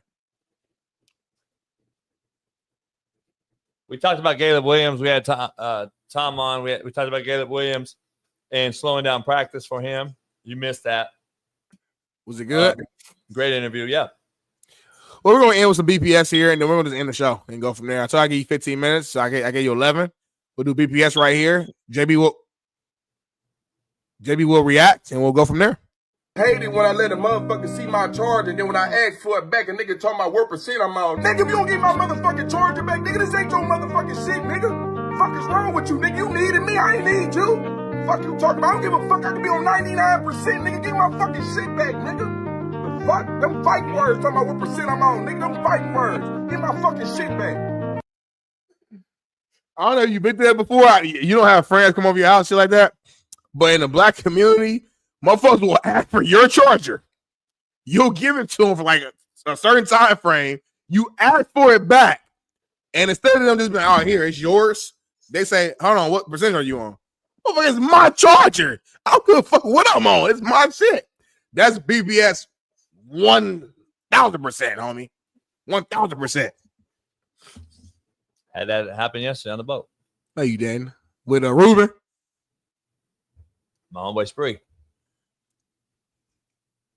Shout out to Spree, homie. Spree, if you watching right now, Spree, I heard you made beats. I need you to send me a slate of different beats. Because I'm making a song and I need you to send me some beats, like today. What was that, homie? Like you want him to stop. He work at the port. Well, like he on a crane and like big fucking scary, shit happens. Priority, homie. Like your homie asked for beats, you need beats. So here's what it is. What you got going on this weekend, homie?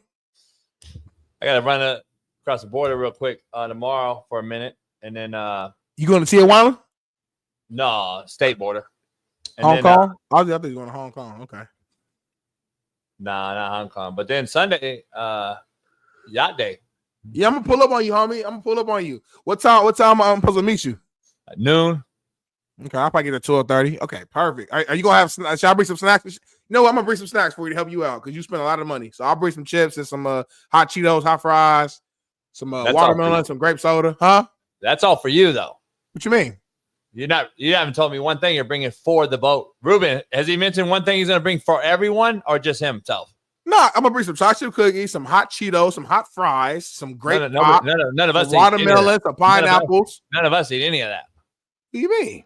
You don't eat hot Cheetos or hot fries? No. You don't drink grape soda or pop? No. You do eat watermelon. We got you on video. Yeah. But not a boat. Boat's not for watermelon and pineapple, homie. Boat's for like I'm gonna barbecue out there. We'll barbecue on the water. How you gonna barbecue on the water? I got a grill. Huh. Can I bring some chicken wings? Like this is much on, like it's an appetizer? If they're cooked, because it'll take too long. I'm gonna make like some. No, they're gonna be done. I'm saying like done, like this some. Yeah. But I'm gonna make some like links out there. I'm gonna make some. Make some hot links, please. Make some hot. I love hot links. I'll make some hot links out there. I'm gonna make some. I'm gonna make some carne asada, some tortillas. I'll warm some tortillas up. Little tacos, carne asada tacos out there. I'll do that. That's all you need, really. It's some chips, palomas, and chips. Yeah. Should I start inviting people or like mention chips a lot? You need chips when you like barbecuing and shit. I love chips. Oh yeah, pineapple. Yeah. The women love my pineapple. It can't be too many women. I'm married, so it can't be too many women on the yacht. So just send me a list before Sunday so I can know who's gonna be on there. Pineapples are good for you. The women said, ladies. Lucy, I don't know what you talking about, Lucy.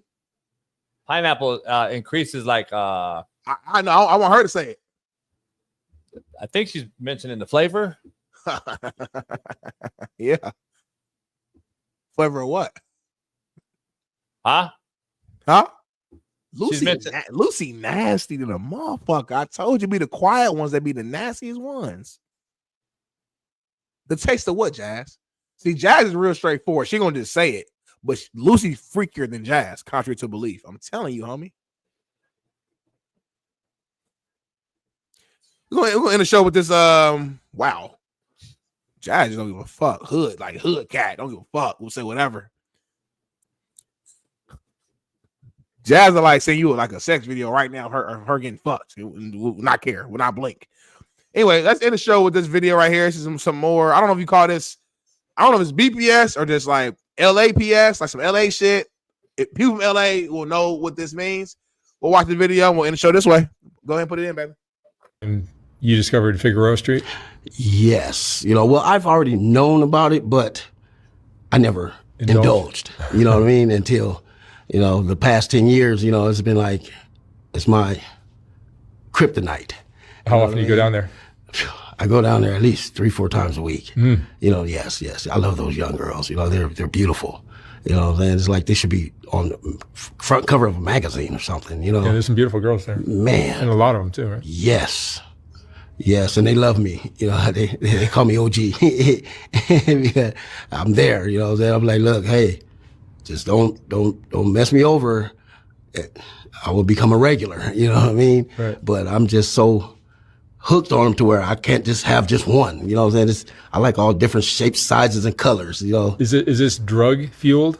Are drugs part of the story? Yes. I smoke a little crack, but with a certain amount of girls, especially the young ones, they do crystal. Mm-hmm. You know what I mean? And I'll snort a line. With them, I don't want to smoke it. You know what I mean? But I just do one line though.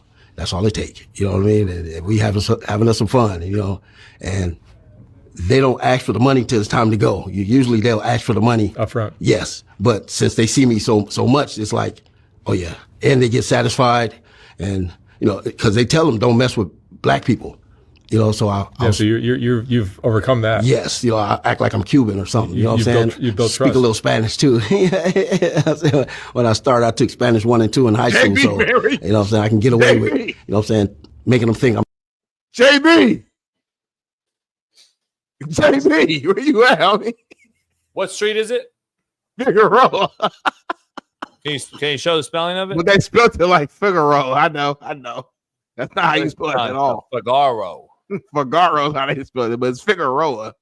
But I'm saying LA folks will watch the video and understand what the fuck is going on. If you're not from LA or not, I'm not from here, but this is my hood now, so I'm basically from here. I'm like Magic Johnson, like I've adopted the city.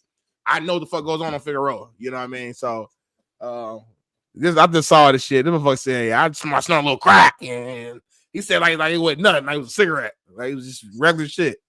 So that's what it is, homie. D Jones, shut up. Appreciate all the super chat money. I'll use that for my gas money next week. I plan to go to JB's house twice next week, God willing. I guess I'll see Jason Sunday on the boat, on the yacht. We'll go do a little comedy show, man. Hang with some of your AEs and eat some good barbecue food and chips. And that's all I got, man. Hell of a week, man. Appreciate y'all. Tune in to the videos this weekend. Share it. Pound the like. Get us 1,000 for the show. And we'll see you tomorrow. Subscribe to Patreon. Some of this shit might be on Patreon, might not be on YouTube. Yeah, Patreon is going to be all the jazzy jazz shit. So all the shit, all the like, this. Trying to tell you, Patreon. Hold on, what's jazzy jazz shit? Before we go, what's the jazzy jazz shit? Like, what that mean? Like shit we do, like we can't show. Oh, that's jazzy jazz shit. Okay. Yeah. All right. So tune in because football season is going to be cracking on the live. So make sure Patreon is the only place you can get it. Coach JB Store, new merch is out. Go check it out. We'll see you Monday. Peace. Peace.